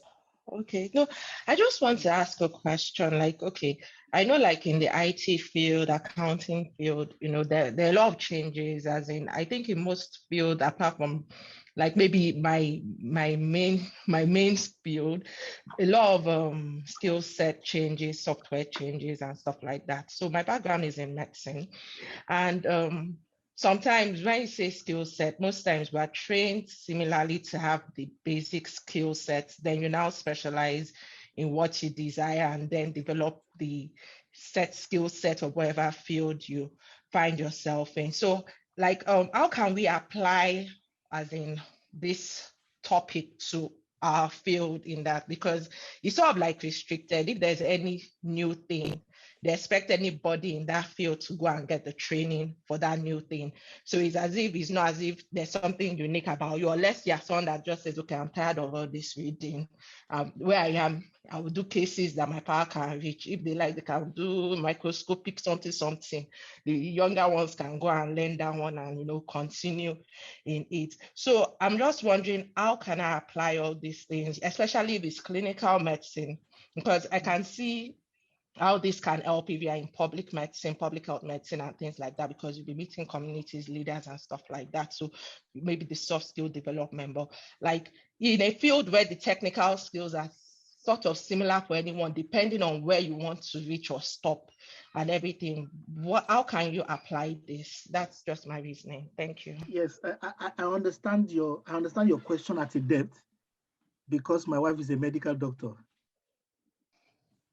So your precise question like this, we talk about it all the time. It's a very interesting paradigm for doctors. You guys are in a different world altogether. And it's not funny. So I understand. Let me explain what I always tell and do with them. I always share with her that what are your own aspirations as a person? They will now guide. You must use a combination. What are your own linear plans? Many medical doctors will end up as either of three things. Either you will end up in training, teaching position, or you will end up in senior clinical personality and match that with administration of hospital and grow into administrative health, someone, chief medical officer somewhere or chief city officer somewhere. Or you will end up generally in public health. Or you have a mixture. So either you become senior clinician, or you enter into administration, or you enter into a teaching role, or you have a synchronization of all of this. There's another category, which is advocacy. They go into NGO kind of work, and then they go into global stuff and all of that. So what are your dreams? Do you see yourself on a global stage? What are the things that you're excited about? Do you see yourself influencing the health of many people? You want to go on a global stage, so you are considered for Minister of Health in Nigeria? Do you want to have the ears of the United Nations? Do you want to stand up in research and be known in research? Do you want to go into educational professorship where you become a professor? And if you want to become, there are about 2 or 3 flavors. There is a proper academic professor. There is Ben Carson kind of professor. Ben Carson is a marketing professor. He's a medical marketing professor. He knows how to market himself. There are people that are far skilled than him, but they don't market. They don't sell. So Ben Carson is also an entrepreneur who has now entered into politics. So what direction do you see for yourself? That will determine the kind of skill set. Medicine has one advantage. You are not in danger of extinction of what to do. For a long time, you would have what to do. If robots are going to take over medical doctors' work, at least I'm sure it's not in the next 50 years. Robots are going to support us to dispense drugs and check temperature for a while. But in terms of proper medicine, it's still some distance, even in the developed economy. So your desire or your love will determine what you want to do. The last thing is that you can use these models I gave you based now on your dream. So how do you select what subjects you want to be teaching? What kind of university professor do you want to be? Do you want to be someone that's visiting professor to OAU, TH, and University of Ibadan Teaching Hospital? At the same time, you have an international center at Oakland State University in Canada, and you do surgeries in Africa in conjunction with University of Ibadan Teaching Hospital. There's a whole process in growing into the person that all these worldwide bodies want to give money to go to Africa for them. Do you want to be positioned to be Minister of Health? There's a process. That if you start from today, even if you're not minister, they will consider your name to serve in a committee in 10 years' time. There are steps, there are things you can do. But many medical doctors have those dreams, so, but they be attending to patients from 8 to 8 every day. They will not do anything about that dream. Then when you now get like 50, you're like, but good, though. I'm very good. This guy is even $1. But they didn't do anything about that area that they wanted to become. Then there are other areas of medicine that has money that people are not like being partner with pharmaceutical companies. Mercedes-Benz always needs medical doctors for research. Many doctors are not doing those things. Then there's also multilingual medical doctors. For example, if you go learn French now and German language, all of a sudden, you can begin to do whatever you are doing across 2 or 3 borders. There are so many opportunities within the medical field that medical doctors are so linear. The training just precludes you to get patient well. They don't get patient well, go to clinic 8 to 6. Patient has problem, because your heart condition. You just be going around the clinical circle, going around pursuing sample, pursuing COVID, pursuing. It's a very very, very powerful cul-de-sac journey. So you must have a coach or a helper, someone that can help you lift your eyes off it and start a process. The many medical doctors lack self-confidence. I know many medical doctors that should be writing articles. They're afraid to write. They think they don't know enough. Even consultants will say, sir, start writing about dental problems. Say, what do I know? I don't want to write the wrong thing. I'm like, you're a consultant. If I know, look, they brought somebody to my house in Nigeria. The person was having convulsion. I was recommending drug. My wife said, hey, who is the doctor now? Shut up, my friend. Please don't mind him. Because they were talking, I was there. I said, it's not this kind of thing. They brought someone last week. Someone to interview. He said, shut up, don't talk. It doesn't concern you. So medical doctors need to grow their self-confidence on a more serious note. Medical doctors need to become more daring and entrepreneurial. The ones that are entrepreneurial today are extreme entrepreneurial. They leave medicine altogether. We need entrepreneurial medical doctors and people who have bigger vision and who can do their 9-to-5 work and not be distracted while they are growing. Medical doctors don't write enough articles. Medical doctors don't go to enough conferences. They don't network enough. Their LinkedIn profile is drab and boring. It never reflects how much skills they have. They don't put themselves out there. We got loads of health problems. If you want to be Minister of Health in Nigeria, it's one of the easiest portfolio to do. Just start writing a article in Punch. Write it for 10 years. Somebody will notice. Mr. Adeoye, the issue again, because I think in our field, because like me now, I deleted my LinkedIn profile. When you said LinkedIn, I started laughing because most of our jobs don't come from LinkedIn. Most of our jobs comes from colleagues, comes from our seniors.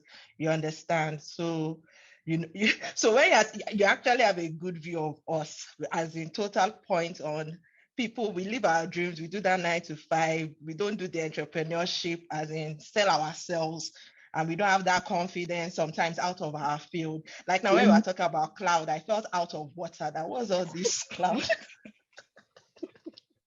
Please say this cloud matter. Just a comment. They said there was a problem with the cloud. That the house Nigerians, the Senate House, the House of Senate, that they wanted to spend so billion to put all of Nigeria's data in the cloud. That's how one senator said that this cloud they are talking about, that what if it begins to rain? Nigerian senator.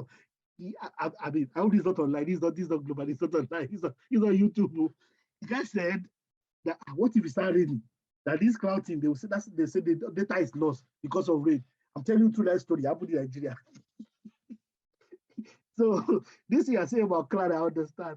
Now, we're talking about careers. I was telling my wife about cloud computing and all of that. She said to me that they say they are storing our data now in the cloud, our new patient ERP. I was telling them that why don't they have a copy in the computer? They said the cloud was safer. Now, what if somebody goes to the cloud now and unscrew something?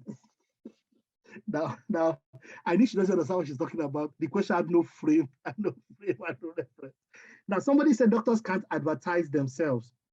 It is true, but there are creative ways. Ben Carson has done it.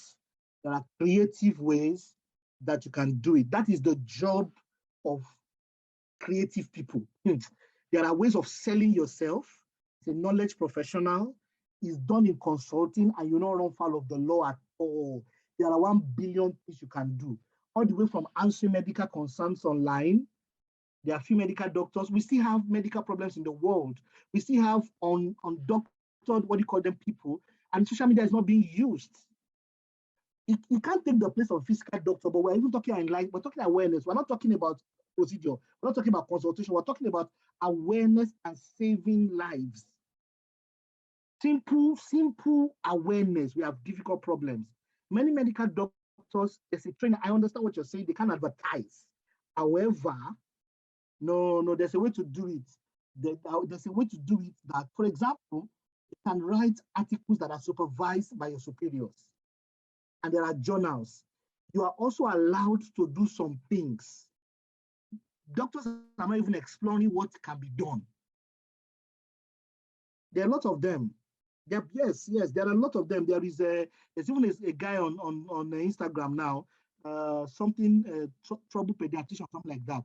He's a pediatrician, some troublemaker pediatrician, something like that. Just see, if you study the hypocritical oath and the law, sorry, I used to abuse them as hypocritical oath, don't mind me, because so if you study that oath and the law, there is a way to do it. Thank you for opening me for. There is a way to do it. I'm saying doctors are not true to their dreams. They just are in clinic.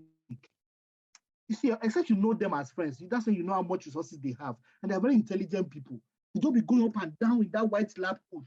Don't be going up and down. And 30 years is gone. And then they say, what did I do? They are rich, they have house, everything, but they don't. You know how many consultants, senior consultants, my wife's seniors that I speak to, every time they say, I don't know whether I should do it. What don't you know? People need your help. Ordinary advocacy, we need a lot of conditions that people don't. What's the condition that affects women in the stomach? It's only recently that news got outside. There are many things. People are dying in different economies that you can, simple things that people can do. Let's leave for another day. So the key is, what are your dreams? And then how can you, within the limits of the law, thank you for that feedback, Kioma and my brother. What are the limits of the law? And how can you creatively begin to work in those places so that you have influence? If it's research you want to go into, you must go to conferences, you must network, you must take time to go to deliberate conferences worldwide. If it's a skill set, if it's pharmaceuticals you want to go into, if it's like you want to own your own clinic, chains of clinic in Africa, you understand? Do you want to work and then look for capital from the West and then go and buy into clinics in Nigeria and the entire African continent? Whatever your dreams are, make sure that you are working on them. Don't just be doing 9 to 5. You understand? That's my counsel to doctors in that regard. Let me hear from you. Thank you so much. Thank you so much. I'll definitely be reaching out to you. God bless you. Thank you. It's all right, my sister. It's all right. Let me not laugh before I get my own industry weeping. So just another industry that seems safe, even though, of course, in the midst of pandemic, we're one of the people that had to pivot into new things, is education. Yeah. So also being in education and administration, if you really do teach, there's a tendency to always just want to continue. But I also know that there are other dimensions, and from what we've experienced between last year and now. So just as you've been able to say, for doctors, not just stay stuck with 9 to 5. So for education, what I'd also like the insight that you've seen in recent times, with all of the changes that we've had to adapt to. Yep. And then the possibilities for the future, and then the different, how you can branch out. Of course, if you're a teacher, you would always be a teacher. And also I say this because when I was in my master's in Sheffield, and it kind of stuck with me with Dr. Katina Brown. On days she would teach in university. On some days she would teach in Sheffield Primary School. And alongside with those two, she was a consultant with the government. Yep. There are, if you're a teacher, there are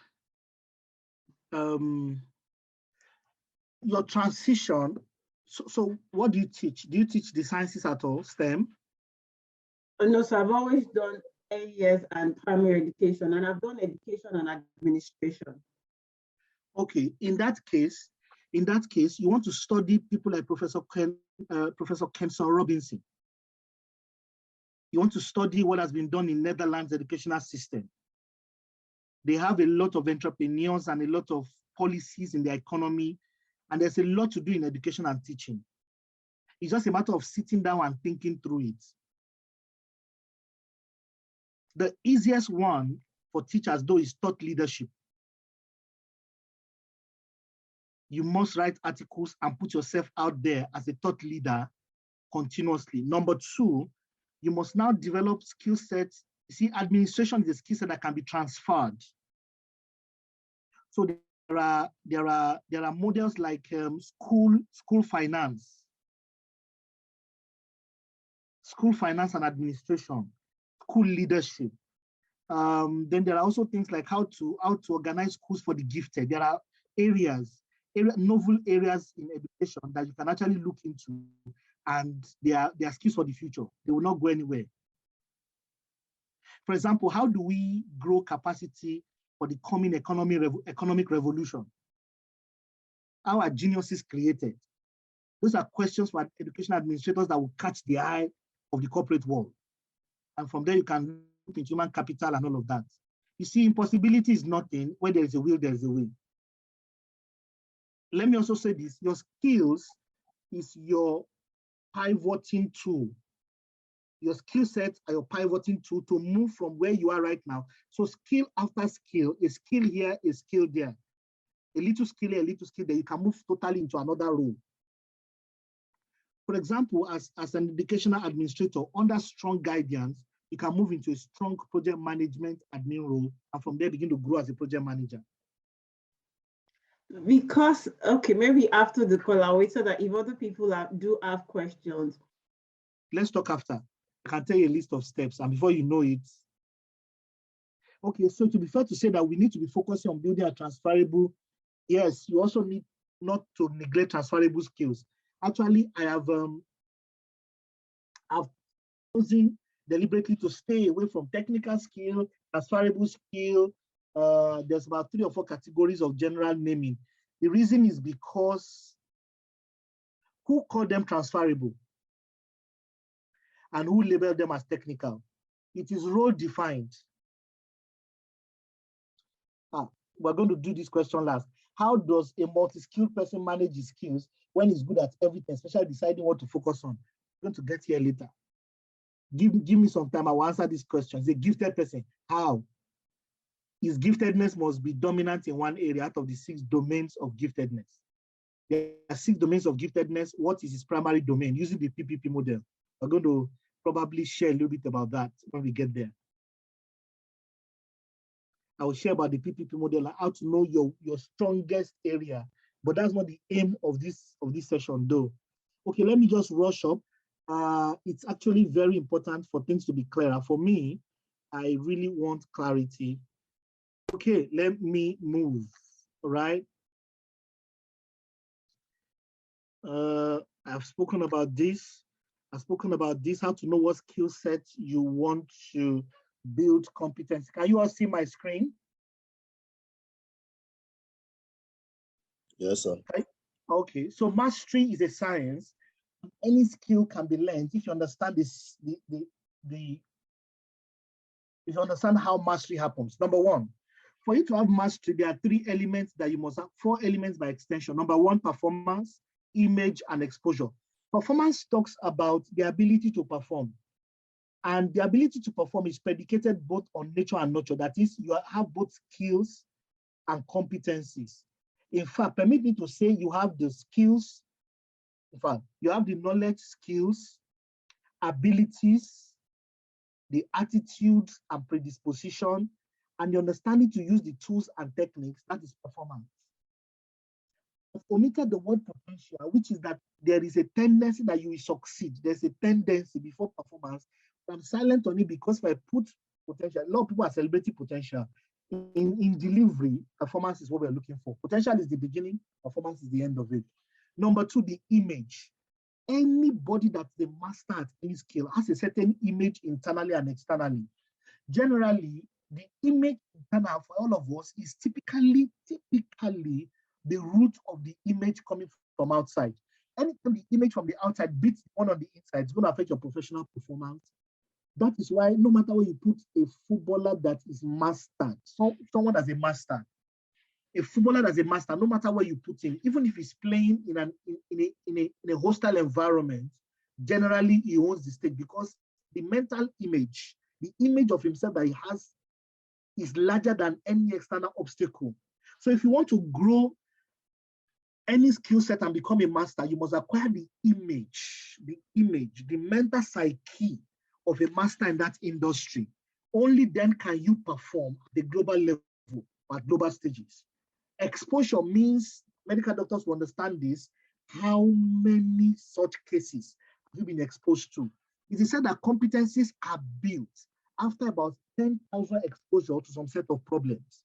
Or mastery, my rephrasing, mastery is built after about the 10,000 exposure to anything. You must deliberately expose yourself to some skills or to some scenarios that gravitate you towards mastery. The last one is energy. There's the energy of the master.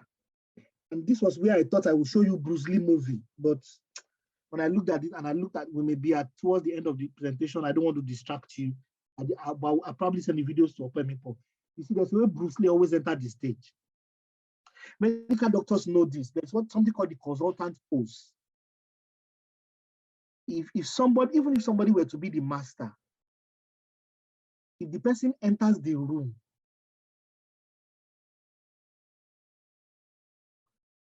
looking like a subordinate, there's a way it affects performance.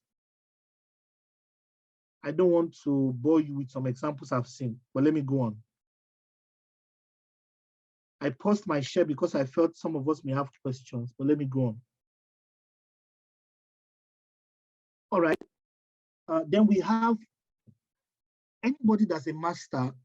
For you to master any skill, there are the internal states of mind broken down, the mind frame or the mindset. There are the feelings, the imaginations, the memory elements, the thought patterns, and inner conversations that masters have with themselves. You must have the vocabulary to have it. If you watch any master working, these things are going on. They have full grasp. And if you watch any two masters, why the feelings may not be same, and the internal conversations may not be same, but in any field, when a master is working, you will notice the internal disposition, which is feelings, imaginations, memory elements. It's a long list, about 6 items actually. I cut it down 3 because I didn't want to make it too verbose. Thoughts, feelings, imaginations, memory, internal attitudes, and conversations. Those things are very important. If you are performing a task on the outside and you don't have the mental centers of the mind, that thing will be empty. And then there must be a strategy. And that strategy must be the speak. Now, the speak or the speech has to do with a representational system. I'm trying to make this not to be too technical. I mentioned the word floating. For a swimmer, floating has a meaning. In between the speech or the element of speech called floating and the actual flotation, you must know the representational jargon. If I mention, for example, your bond list, what does it mean? If I mention a loop, a programmer, what does it mean? If I mention, why are all the jargons? When you know the jargons, they'll run away. If I mention scrubbing for a medical doctor, what does it mean? If I mention clicking for a medical doctor, what does it mean? If you're a coding person, if I mention exploiting a software as a cybersecurity person or as a coding person, what does it mean? If I say the word vulnerability, what's the difference between when a girl is vulnerable because a guy is toasting her versus when a software is vulnerable? It's the same word, vulnerability. If I say what is the risk heat map for your enterprise processes, what does it mean? If I say what are the different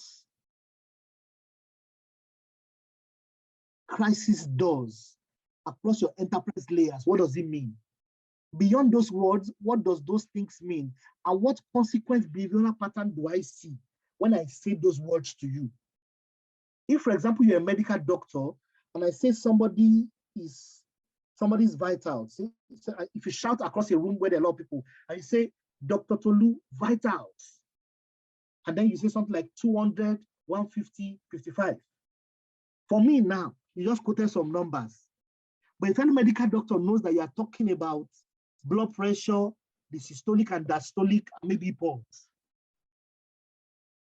There's also parameter for blood coagulation levels or how thin the blood is. If you say something mm/Hg, it has meaning. So what between the speech and the knowledge, can you discern when words are used? Are you at a level of mastery where you can use discernment when words are used? Can your speech or the speak of the industry, the jargon, when they mention the word, does it translate to knowledge, tools and techniques map inside you so that you can deploy it on your hand? If you see a scenario, if I mention a word, I describe a scenario, does it translate into you knowing what to do and the meaning? Do you understand the implication, the adequate response, the mitigations, and the impact if mitigated, and consequent outcomes that can happen after you have applied what mitigation?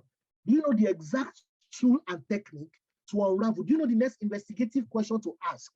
Do you understand the differentials?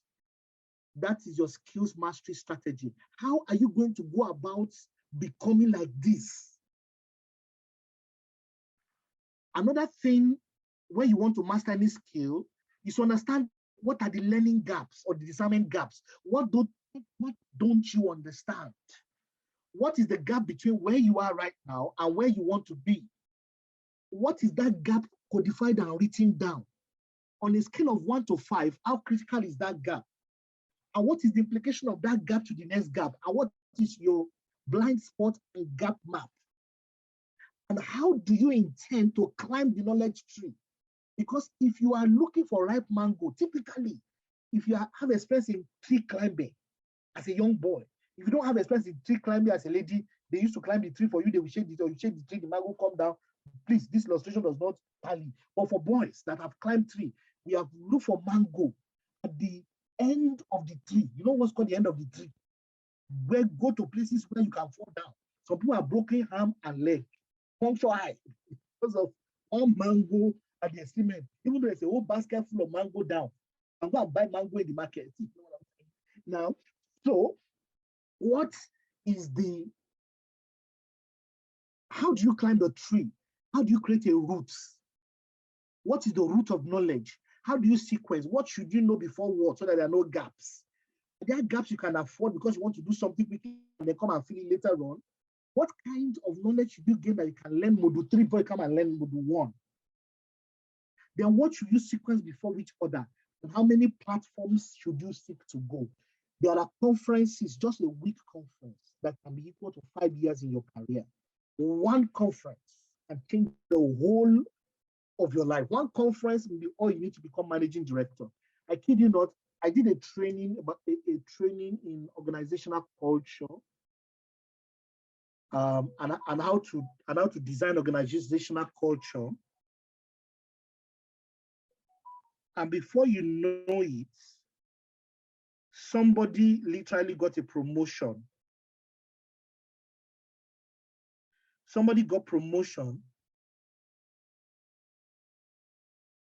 Okay, somebody got, thank you, I saw a message. Somebody got a promotion from it and was able to do, some work for his organization just because of the 2-hour training.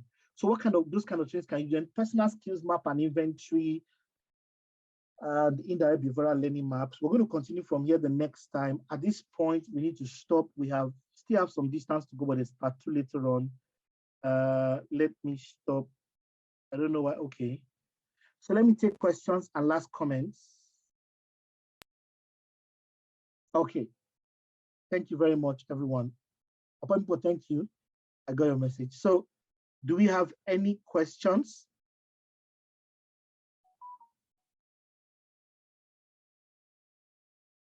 Okay. Do we have any questions?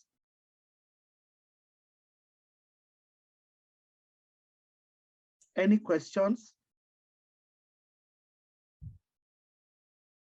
Okay, I will take the question on giftedness. How does a multi-skilled person, if you have a question, please raise your hand. How does a multi-skilled person manage his skills when he is good at everything, especially that I want to focus on? So there is actually a stronger cluster. Out of all your skill sets, there's a stronger cluster. Did you miss the part I spoke? There's actually a slide that addresses what skill sets you should develop. That is this particular slide. You probably missed it, where I spoke about what skill set to dedicate your time and energy to. I'm trying to see where I can share so that I can see it again. No, it's not this one though. I'll backtrack there. No. Yeah, these are all the ways to select skills. I would recommend look at economy, look at what your dreams are, look at economy, look at 2080 rule, listen to the recording and look at skill ranking approach. It will give you the answer you're looking for. You will know which one to put first. By the time you listen, use those criteria. Okay, do you have any other comments or questions? Everybody's gone off. Tunde, Tolu, Opemipo, any questions? No, I just want to say thank you. I really ask questions at the family meeting, like Mr. Tunde will say. I'm just so grateful because you really broke down, as in it's very rare to find people that are also well versed in what's happening in the medical field, and you really broke down our field, as in broke it down really well. So I really am appreciative. It has opened up more ideas. I'll definitely listen to this recording. Thank you. Thank you. I'm just fortunate to have a doctor around me. So because of that, I understand the peculiar. If I didn't have a doctor, I won't understand what you're saying. The only advantage I have, and because of I have many friends, both male and female, so I observe them, doing their courses, the way they are working, and I understand the mind, the way they think. So that's where that came from. But thank you all the same. Reach out to me on LinkedIn. Let's talk. I have ideas that can help doctors, in my opinion. Yes. Thank you. Yes, thank you. Okay, so I'll let Mr. Tunde do the closing. Okay. And the prayers. So thank you very much, everyone. First, Sunday. Not let. No, I'm just sorry. I was self-correcting that we will have Mr. Tunde do the closing and prayers. Thank you, Opemipo. So first of all, I just want to send a big thank you to Adeoye, a friend way back. So it's good to see your face after a long time. We really do appreciate you for taking our time and out of your very busy schedule to speak with us. As you've heard, I believe that each and every one of us had learned one thing or the other, and we're going to definitely use those things, nuggets you've given out to us. We just wanted to let some of us know. It took us, all of this was consummated within less than 72 hours, meaning it took less than 72 hours for us to get Mr. Adeoye and to even for him to say yes. And that in itself is a lot.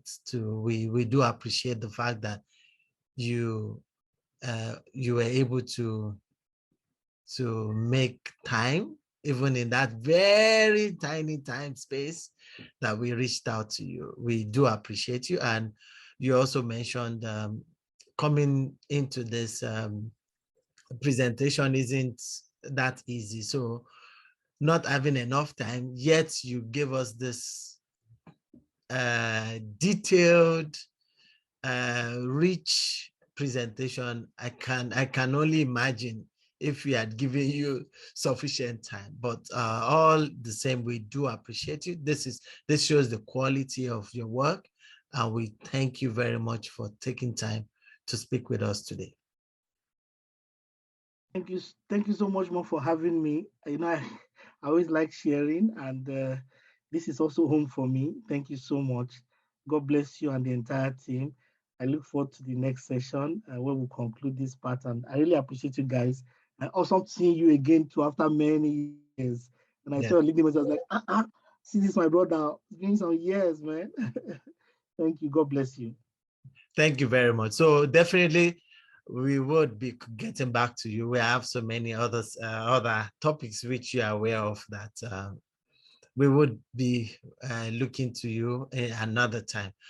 On that note, I want to thank everyone for making time to be here. Without you, this presentation wouldn't have been anything.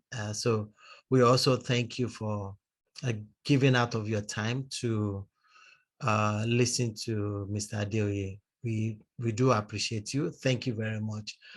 I'm not sure if there's any housekeeping that we need to do before we take the closing prayer.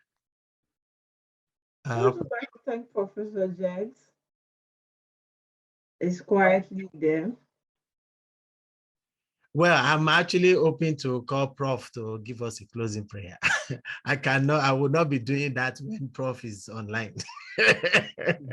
So that is going to go to Prof anyways.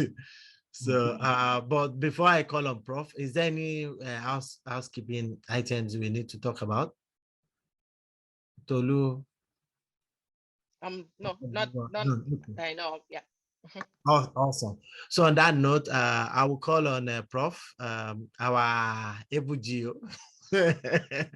to give us a short, perhaps a response to the speaker today, and also close us in prayer. Prof. Yeah, good evening, everyone. And thank you, Mr. Adeoye, for a well dealt with issue. I think in medical parlance, I would say you really dissected this. the way doctors deals with cadaver. Dr. Tolu, I'm coming for you. No problem. Thank you so much. This was a really well handled, well treated topic, which I know that a lot of people, if the community had their way, I know there are multiple sessions going on. I'm sure everybody would have loved to be on this session. And I'm going to recommend to the leaders of this group, please ensure that we make this available to everybody. It's a session that I know that everyone needs. It's a really helpful one. So thank you, sir. And I look forward to another session. In fact, from what I've heard, you may be doing more. You know, I know if the break had not been pulled, we will be here till tomorrow, and you will be dishing out more. I can see the passion. I can see that there are so many things to draw from. The well is full, and I'm really grateful that we are privileged to draw from that well of knowledge. Thank you so much, sir. God bless you. And to everyone who has joined the session tonight, I want to say thank you. Let's talk to our friends. You know, I said, I mentioned on the leaders group that our sessions are not restricted to the group members alone. Let's invite people This is the reason why we put the community groups together, to share with people, to let people have access to information, which is very, very valuable to growth at this age that we live in. So thank you, everyone.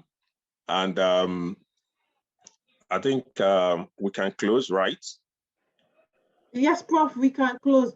But Prof, please, can you please stay on the meeting while everybody exits the meeting so that we can, so I don't have to call you again on the phone. Okay, what skill set do we call this one now? That is easy to trap me. Negotiation. All right, Father, we thank you for a wonderful time learning tonight. Thank you for the wisdom that you have bestowed onto men and the ability to gather and learn at your feet. Thank you, Lord, because of the resource that you have used. Thank you for your blessing upon his life. Thank you for everything that has gone on tonight. Thank you for lives that have changed. Thank you for visions that have become clearer. Thank you for focus that have become more sharp. Father, we thank you for everything you have done. We bless you because you opened the heavens tonight. We received abundantly from you. Our God, we are grateful in the name of Jesus. We pray that as we go into this week, we go with more purpose, we go with focus, and that all that we have learned tonight, we are going with that boldness and confidence to deploy them into our lives, that we will reap the benefit, that which you have prepared ahead of us in the name of Jesus. Lord, we give you praise for everything. We thank you for our families. We thank you for this year, that as this year ends, even greatness that is locked up in it will be unlocked for us. And at the end of the day, we will have reasons to give praise, honor, and adoration to your holy name. Thank you once again for everything you have done. In Jesus' name we pray. Amen. Amen. So on that note, thank you, everyone. Thank you, Prof, for that wonderful prayer and the closing. So to that end, we would formally be on semester break from tomorrow. So no activity within the group until next week. So enjoy your break, everyone, and take care.